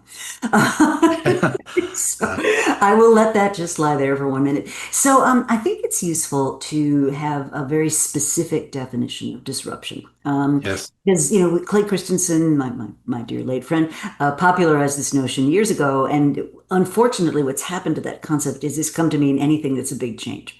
And Yeah. I think we're actually better served by having a very specific definition of it. So here's how I look at it. Disruption has two major components. It's when something that was once really difficult is suddenly made easy so that Yeah. ordinary people can do what it once took specialists and experts and whatnot to do. And the second condition is when it's taking something that was really inaccessible or expensive and making it accessible and affordable. And if you combine those two, what you get is this absolute disruptive force. And this is where incumbent firms so often get messed up and they Yeah. miss these inflection points. And why is that? It's because they built assets and success recipes. And, you've seen this at many places around the recipe of the past. And what they don't realize is the ground has shifted under them. But it takes a long time, as you said, for that information to get from the edges to the corner office. And then, often what that means is you've now got to completely rethink what it is you're doing. And so the assets that served you really well at one point can now suddenly turn into liabilities. So an interesting specific example of this is if you think about the sort of 2012, 2013 emergence of the direct-to-consumer fad, right? You may recall that. So this would be Harry's and Dollar Shave Club and Glossier and all those firms. Yeah. Well, what they were taking advantage of was customers by then had been trained that they could order stuff online. So they were already in that behavior. They'd been trained you could safely hand your credit card over to somebody. And they'd been trained that this was a super and convenient way to shop. But if you think of the incumbents, I'll take Gillette just as a case in point. Gillette had billions of dollars of assets, computer servers and dedicated programmers and manufacturing facilities and all this stuff. And these incumbents, these incomers to these fields, they don't have to buy computer servers. By then, the cloud was well established. You don't have to hire programmers. You take an off-the-shelf e-commerce site and slap your brand on it, and boom, there you're done. You don't need to make anything. You order it from South Korea, and it sits in a warehouse. And. So the cost structure of being able to be a fast-paced consumer products company just changed by an order of magnitude, and it took a lot of incumbents by surprise. Another great example from your book is Blockbuster, Mhm. because we often have the impression with disruption, it's one thing. Mhm. But in the case of Blockbuster, and I like the way you looked at it, it's the combination of the customer job. It's the fact that Blockbuster had all this real estate. They had a moat, right? You had to go there to get the actual thing and then bring it back. But it wasn't just the customer job changing, it was the definition of what is entertainment in the home. It was capabilities arising at that time that streaming actually came much later before the problem arose. You talk about that. I Mhm. think that's a really good example of that what used to be a moat actually becomes asymmetric cost for you, Yep. right? So that was a really good example in the book. Jason, what else we got? We hear the phrase edge computing frequently in today's landscape, and I can't help but notice similarities between edge computing for computer systems and your philosophies of permissionless organization and how snow melts at the edges for corporates. Can you discuss how quick edge decision making is a must in today's environment? Sure. So if you think about the competitive advantage back in the kind of industrial age that we're sort of leaving behind in many cases, it was producing a million widgets exactly.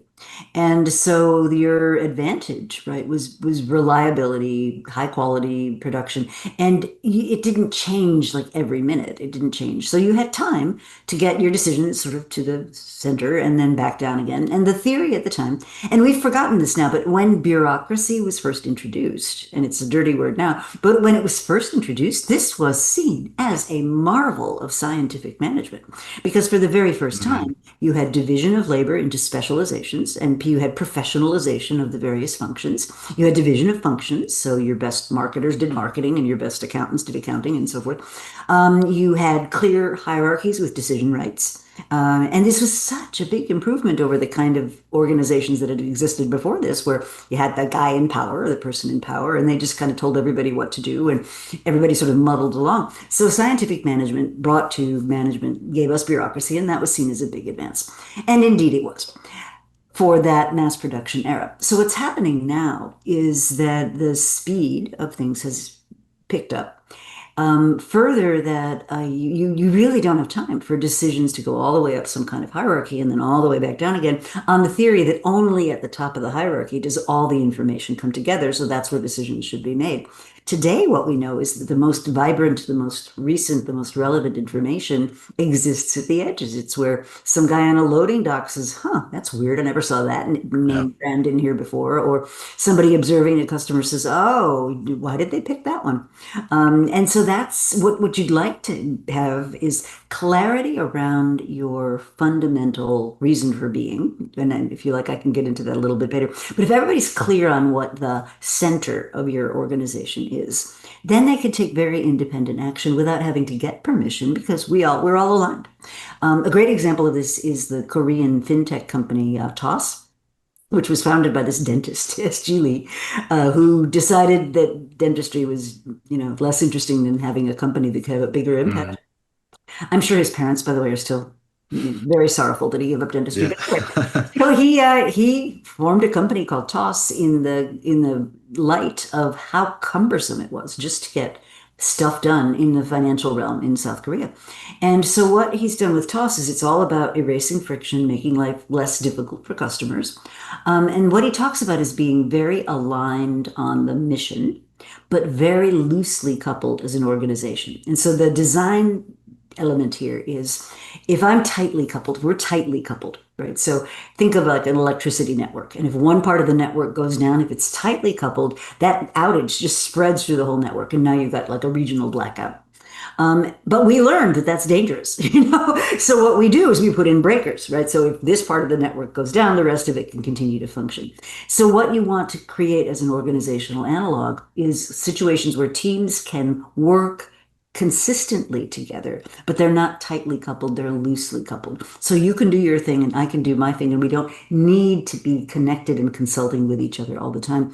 And I think from a strategic point of view, I don't think we give nearly enough thought to where should coupling be tight. Now, tight Right. coupling is very good under a couple of circumstances: stability, reliability, where everything has the same reaction in proportion to each other. It gives you a lot of advantages. And we saw this years ago when we had very tightly coupled supply chains. You may remember these supply chains were optimized to within an inch of their lives, and any little perturbation anywhere down the thing, and the whole thing just collapses. A port goes down and the whole global network goes away. So what we've learned now is we have to start building these more loosely coupled systems when we're thinking about these things. The other interesting thing there is a lot of times when I go to a company and I say, who in your company is actually responsible for your organization design? I get Yeah. these blank looks. It's like it just sort of happens. Like nobody's actually said, what's the science we have learned and how do we apply that to what kind of organization we should be creating in order to execute against the strategic challenges we have? So in many ways, it's like you say in programming, like in other contexts, strong opinions but loosely held would be the right way Mhm. to approach an uncertain environment. And you also pointed out there, disintermediation can be a very fertile place to look for innovation.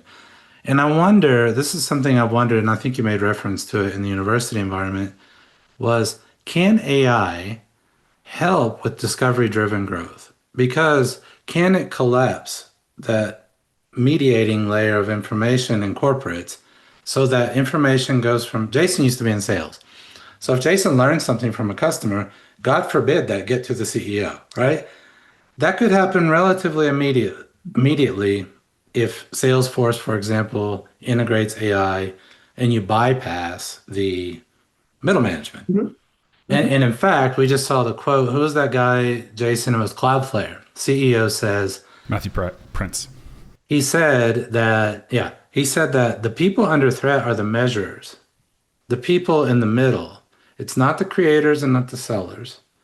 So, what do you think about AI's role in maybe collapsing the information problem and actually allowing you to do more of this discovery driven growth, which requires, if you read the book, great book, by the way, classic, experimentation, Mhm. hypothesis driven innovation and strategy? Yeah. So I think it's the future. I think that's where the future will be, because if you follow the principles in discovery-driven growth, and I'll just take a minute to explain where that all came from. So discovery-driven planning, which was the article that came out in 1995, and then the book came out some years later, had its roots in this puzzle to me that I was studying when I was doing my doctorate degree. And this was that all these big companies, Bosch would be an example, Walt Disney Yeah. would be an example, all these big companies would get into areas that were sometimes only moderately new to themselves and just have these colossal failures. Yeah. So I started to collect these case studies in a file I call my flops file. You have to lose your parent company at least $50 million to get into my flops file. That's the bar. Yeah. And what I found when I looked at them across the pattern was this very common pattern of failure. So untested assumptions taken as facts, Yes. very few opportunities for low commitment, low cost testing. Leaders often given a very aggressive deadline and this thing has to launch in 18 months or else. I'm sure you've been party to those conversations. Um, so kind of committed to a course of action without ever exploring whether that was the correct one or not. A lot of times big budgets and big teams up Big front bets. on the theory that that's going to accelerate progress, right? We're going to get our 18 months much faster. And so my colleague and I began to think about, well, how would you design a system when you didn't have the kind of certainty you have in your core business? Yeah. And what your job is instead is learning. And we kind of said each of those principles is wrong. So what we want is start with what the end is in mind. So what does success look like? And then, okay, what does that imply for how many units we need to sell? How many transactions we need to have? How big does this thing need to be? And so you work backward and then you say, okay, does this thing pass the market test? Is it even realistic? And a lot of ideas just die at that point if you're doing this right. Yeah. Then you have the operational specifications. So, okay, if I've got to sell 50 every day, how many sales calls does that imply my salespeople need to make? And. And since you don't know what you're doing at this early stage, you're going to be making assumptions. And what we encourage you to do in this technique is write them down. And then the last piece of it is you plan, but you don't plan this 18-month glorious launch. You plan for a few checkpoints. And a checkpoint is a moment at which you're going to convert assumptions into facts. You're going to learn something. So when I think about technology, and I'm actually I'd love to show this to you. I'm doing some work with a Finnish company called Kato Software that has this really interesting way of connecting budgets and strategy and Yeah. resources, people, and they're now embedding some of these ideas in a module in that software. And what I think it can do is, so Mike learns something about a customer that takes the form of testing an assumption. You put in Yeah. what you learned and what you did, and now anybody in the company can see that. And if you design the AI appropriately, the next time, George is starting a project, and it's sort of with a similar set of customers, the AI could say to you, George, let's just reflect a little on what Mike learned in that last project. So let's make our own mistakes. Let's not repeat the mistakes over and over again. So I think AI has tremendous potential to make that all transparent. And right now it's not. It's the state of the art, shockingly to me, is still spreadsheets and PowerPoints.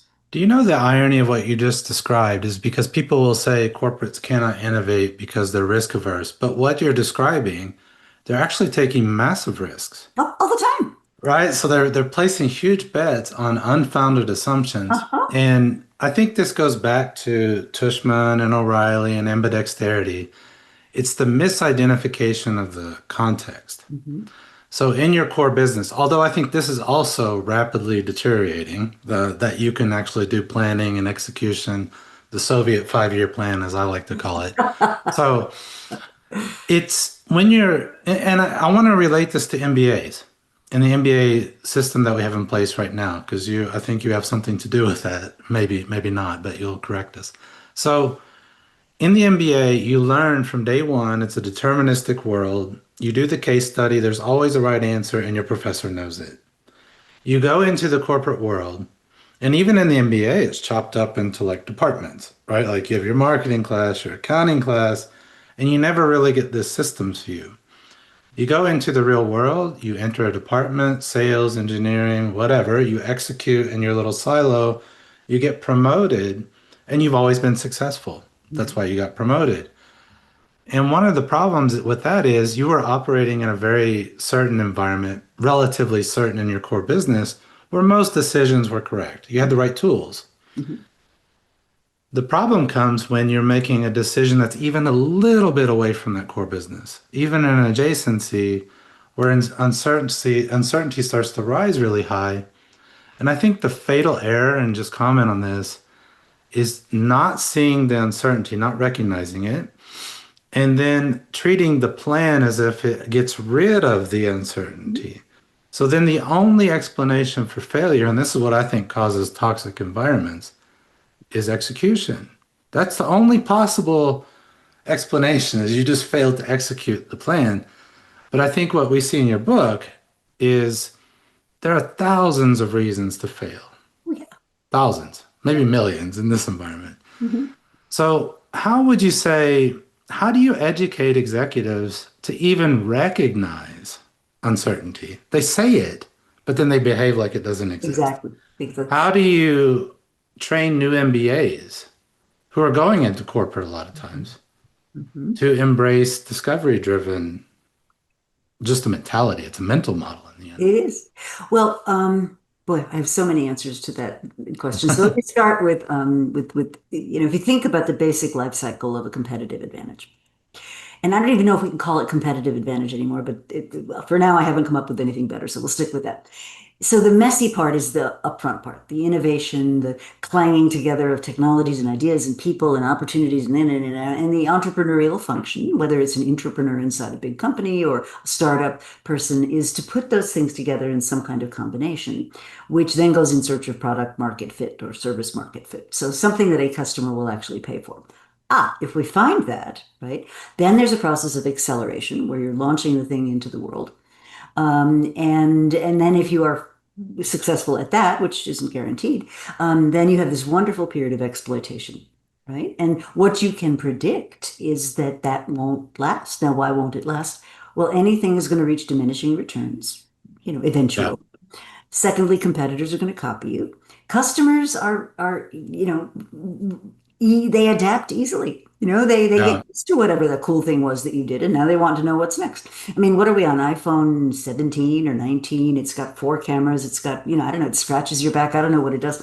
But, Yeah. people are not standing out all night in the rain to get their hands on the next one because they've come to expect all these truly magical features are just table stakes right now. Okay, Yeah. so your advantage is going to come under pressure, and then very often it's going to go into erosion. So the first observation I would make about the MBA curriculum is it's great at exploitation. It has virtually nothing to say about the front part of that life cycle, and it has very little to say about the end part. At the Maybe end a part. class on like turnarounds or something, but by and large, if you think about the classic departments in an MBA program, they're teaching you about a business that exists and how do you keep it running well. And not that that's a bad thing, but it's certainly not a No. complete life cycle. So the second problem that I find is, as you said, there's in many schools there's an over reliance on cases. Now, the dirty little secret about cases is, first of all, if you're reading the case about Walmart, you're never going to be better than Walmart at logistics. If you're reading the case about Dell, you're never going to be better than Dell at, And the survivorship bias. of course. Yeah. And what most Yeah. people don't realize is to get the data to write a case, a classic business school case, Yeah. you have to have the cooperation of the company. Is Sanitized. that Well, what does that mean? That means they get a final say over what gets into the print and not. So the real stories are almost never the ones you see in cases.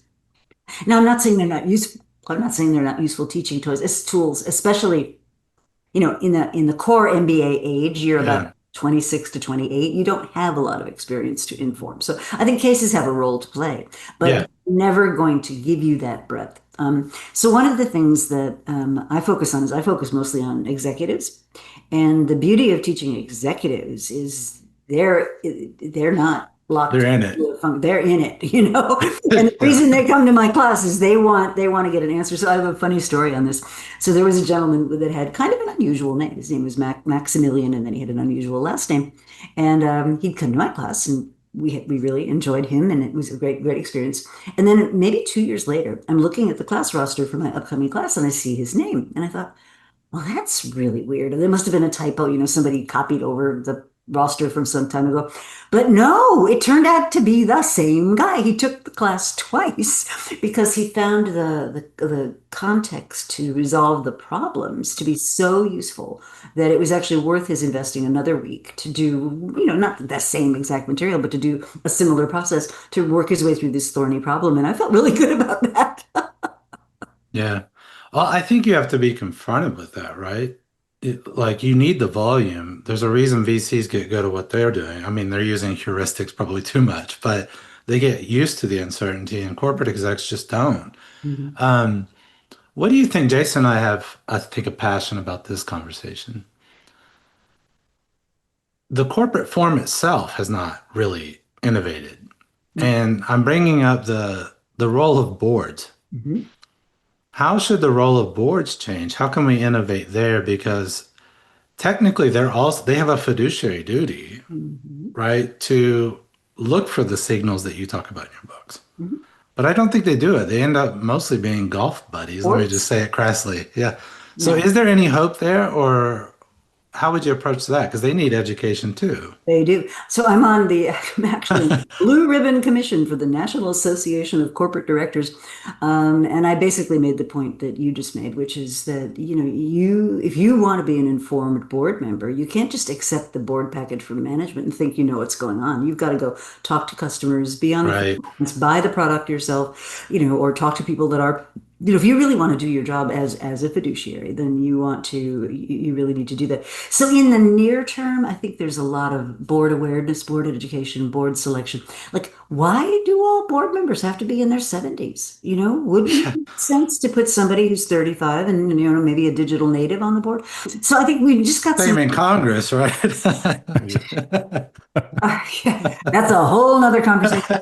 But I think we've come to take these norms for granted on Yeah. boards that they're all kind of the same, and I think what we know about good, tough decision making and advising is you want creative conflict, you want distinct points of view, you want people who abrade each other a little bit, and a lot of boards are not set up that way. To come back to your earlier question, innovating the corporate form, if you think about it, this era that we're moving out of, which I would characterize as mass production, industrial grade, and you're probably familiar with the work of Carlota Perez, and I'm very taken with her work, which is capitalism moves in these large, Yeah. generational shifts, and we are leaving behind that era. Now, if you think about the articles of incorporation. What is a C corporation? What is what are the things that go into it? Why was it set up that way? It was set up that way because we were managing big physical assets. Liabilities. Therefore, we needed investors to invest. Therefore, they needed protection from risk as much as possible Yeah. and a possibility of a return. And it worked great throughout the whole mass production paradigm. We're moving now into a world where I believe the unit of value creation is more and more small teams and even individuals. And so the very concept of what a corporation is may be undergoing, a generational evolution. So imagine if you had an ecosystem of small independent ventures, all of them were LLCs. Let's say all of them are Yeah. owner owned. They don't have a board. They don't have investors. They don't have this stupid, live your life for the benefit of the shareholders mindset. And they're all cooperating to do something really cool for a customer. What's the corporate form? Well, and there are interesting ethical problems that arise. I mean, you already were mentioning it in that seeing around corners, the role of privacy, especially with the rise of AI. And directors have sort of protection from liability with directors insurance, et cetera. I don't know if that should be the case anymore, Mm, especially when you're getting so many signs, right? And maybe we need a downsizing of corporate form, and maybe AI does help there mm, because you can spin up a company, get your demo out the door in a few seconds these days, absolutely. right? So, all right, Jason, I think we maybe steered off course a little bit. What else we got? Yeah, let's take another turn. We've seen the financial sector get out in front of its skis multiple times since the turn of the century. I was captivated by your philosophy of getting banking back to basics. With private equity and crypto offerings soon coming to Americans' 401k offerings, and now we're seeing massive IPOs from AI companies that could potentially gain instant incorporation into index funds. What's your take on our direction today? Well, I think we're at this turning point between the old system and the new one. And this turning point in history has been characterized by the following things: income inequality, because the old system is losing its ability to drive productivity improvement. And when that starts to happen, capital goes nuts. It goes into what Carlotta calls a casino economy. And Yeah. that happens during the first sort of initial burst of a new technology, which in our case would be digital technologies, and then the kind of installation of the infrastructure. And during this installation phase, capital's out there doing wacky stuff, right? And the problem is you can make a lot more money doing derivatives on derivatives on derivatives and special deals and blah, blah, blah, blah in the casino than you regularly could do doing ordinary productive things that, businesses that like have to turn a profit, those kind of businesses. So what usually happens, if the past is a guide, is there's some kind of crash or war or calamity that suddenly causes the finance sector to get its wings clipped. Um, One could argue that very few countries took advantage of that after the 2008 Great Recession. So in America, we decided to save the banks. We decided to keep the party going. Yeah. Moral Um, hazard. Right? In Iceland, this is interesting. In Iceland, they didn't. They bit the bullet. They let the financial sector, shrink. They endured the pain for a couple of years, but then they got this almost golden age lining up of the financial sector with the real economy. So the thing that I think is really important Mm. for our listeners to recognize is, if something can't go on forever, it won't. And this is, crypto, da, da, da, da. I mean, it's a casino. And we know that absent some extraordinary circumstance, that most casinos end in some kind of crash or collapse. And we saw that multiple times during the last technological regime. We saw it a little bit in the Great Recession. The banks just, again, got way out of their skis and government did nothing. So, one of the things I think that people don't appreciate enough is that government has a hugely important role to play in creating the guardrails within which capital operates. Capital by itself is a non-moral thing. It doesn't have preferences. It doesn't have points of view. It Yeah. will go where it's directed to go by the rules in place in the system. And that's where government comes in. And I think we've gone through this complete and total brainwashing about, oh, government should be run like a business and government's not a good thing and regulations are bad. Well, come on. Do you want to live in a world where you can't trust what you buy in a grocery store? You can't trust what you're prescribed in a medical world. You can't walk out on the street because there's nobody regulating which way traffic goes. I mean, don't be ridiculous. Nobody would want to live in a world like that. And yet, when it comes to government enforcing sensible restrictions on what companies do, we get all up in arms and it's like, oh, government's interfering. Government's always interfered. That's its job. Now, here's another really interesting thing to me. So a lot of these, finance people go lobby, lobby, lobby, get rid of regulations, get rid of all this risk, blah, blah, blah. Well, Exhibit A, Silicon Valley Bank, which Yeah. lobbied like crazy to get restrictions on how much it had to be stress tested, how much risky investment it could take, how much backstopping it had to do for its accounts. And they were successful. They got the regulations lifted. And guess what? They went Yeah. bust because Yeah. those regulations were there for a purpose. One of the problems is, and this is my dilemma, I think in capitalism, the price is the price the market's willing to bear given the information. But one of the biggest problems right now is the information flow is so chaotic, right? So we had an example, Allbirds. It was a shoe company, just put a .ai basically on, and then their valuation shoots way up, stock price. Elon, SpaceX. Now you're putting together Cursor and XAI and SpaceX and this big narrative. And it seems like people are just placing a huge bet on the narrative. And as long as there's someone willing in the future to pay for that, the next greater fool theory, right? Then I don't even know what government could do there. Do you have any ideas how we could it kind of reminds me of Warren Buffett. Like, how do you measure actually the fundamentals of a real business Mhm. given uncertainty? Because maybe Elon, maybe there's something pops out of that. All of his experiments, like Starlink, maybe could disrupt telecarriers or Mhm. whatever. I just don't know how you deal with that because it's so uncertain. He's such a good salesman, and people say don't doubt Elon, right? So for a reason. Yeah, well, bubbles are like that, right? I mean, the problem with a bubble, and I'll stick to AI mainly, right? Why is everybody chasing these things? Is you can't unilaterally disarm if that's the game that you want to be in. Yeah, Because if you're out, that means you're out, right? You're no longer a participant in that sector. So one of the fundamental challenges of being a leader in those kinds of environments is it's a bit like the war of attrition. You know, I used to play this parlor game with my MBAs when I still taught MBAs, and the parlor game kind of goes like this. Okay, you're going to bid on $100 bill, and I'd hold up $100 bill. And the bids go like this. You're allowed to bid in $5 increments, and you have to have the actual money in your wallet. And the winner of the $100 is going to be the person that has the next to last bid. Now, the smart ones realize that there's no way to win at this. You don't even want to start, right? But they're MBAs, they're competitive, they're digging in their wallets, they want the $100, and the highest bid I've ever gotten for it was $240. for 100 bucks. Yeah, Now, the reason I tell that story is because it's very human. If dropping out, means you've lost, like you lose. Oh, the other quirk to the game was whoever lost had to give their winnings to the person that won. So the person that wins gets my $100 plus whatever was bid by the loser. And so what that pushes you to do is this war of attrition. So how do bubbles end? Bubbles usually end, as I said, either with a catastrophe, with something like a run on the bank, whatever the modern day equivalent of it is. The bubble in the Great Recession started to end when a couple of bankers, was it Lehman Brothers? But a couple of bankers just yeah, said, we can't collect on these mortgages. And they were like relatively low level people. And they just said, we're trying to go after these mortgage backed, whatever they were, and we can't collect on them. And that sent a little mini ripple through. I remember I was exercising at the time reading this like short article in Business Week about, something like flaws found in the mortgage-backed processing industry.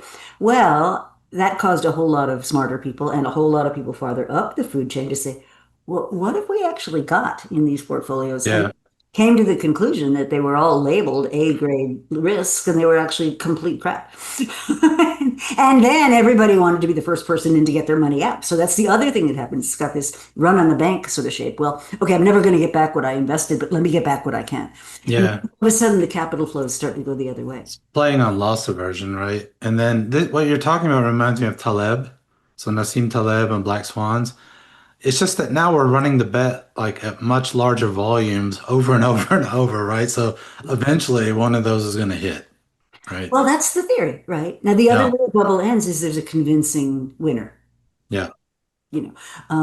But And AI, so this is something we keep talking about. It looks like investors thought it was a winner take all.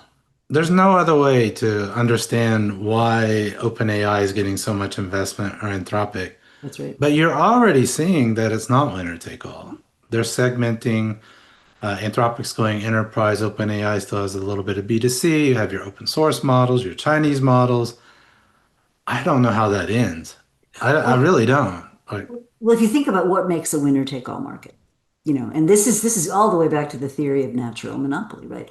What makes a winner take all market make sense is when the cost to create a replica is too high. So, no. once somebody's established a foothold, the cost to catch up with them is overwhelming.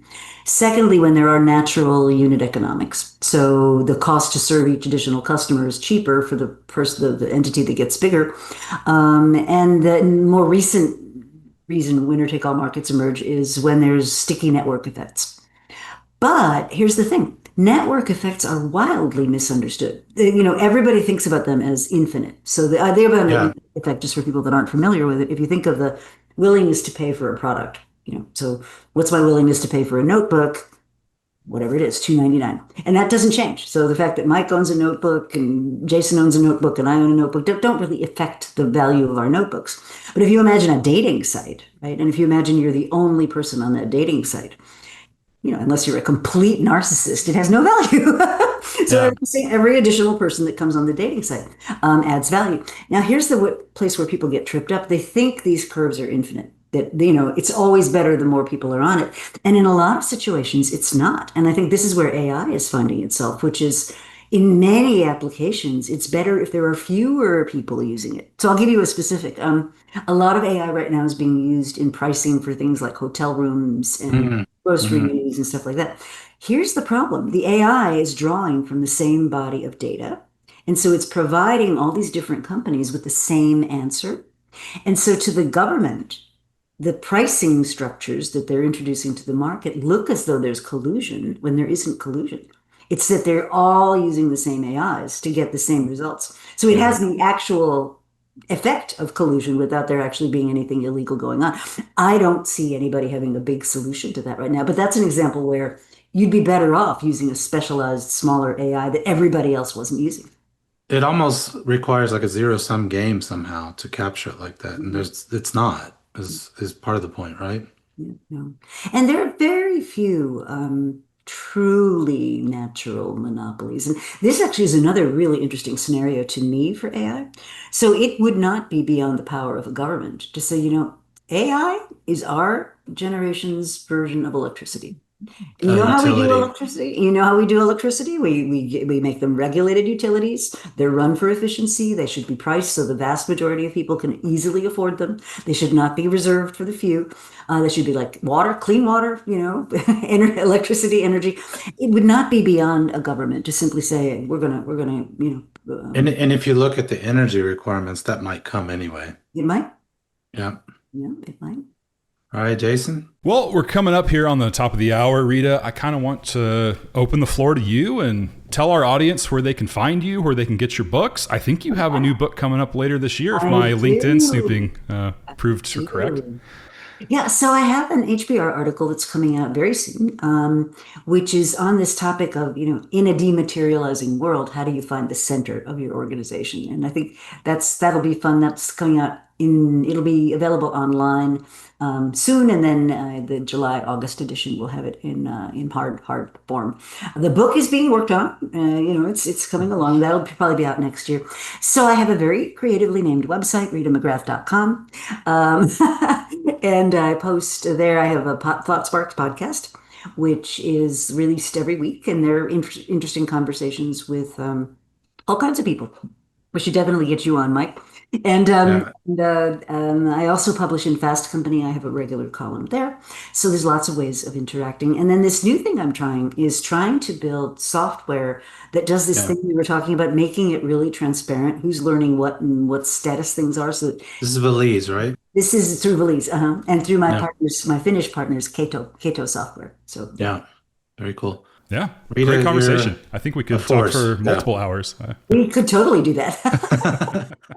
All right, we hope you enjoyed that interview with Rita McGrath. She's really one of the leading lights when it comes to strategy, innovation. And if you want to think more systematically, rigorously, thoroughly about AI and where it's going, she's the mind you want to run to.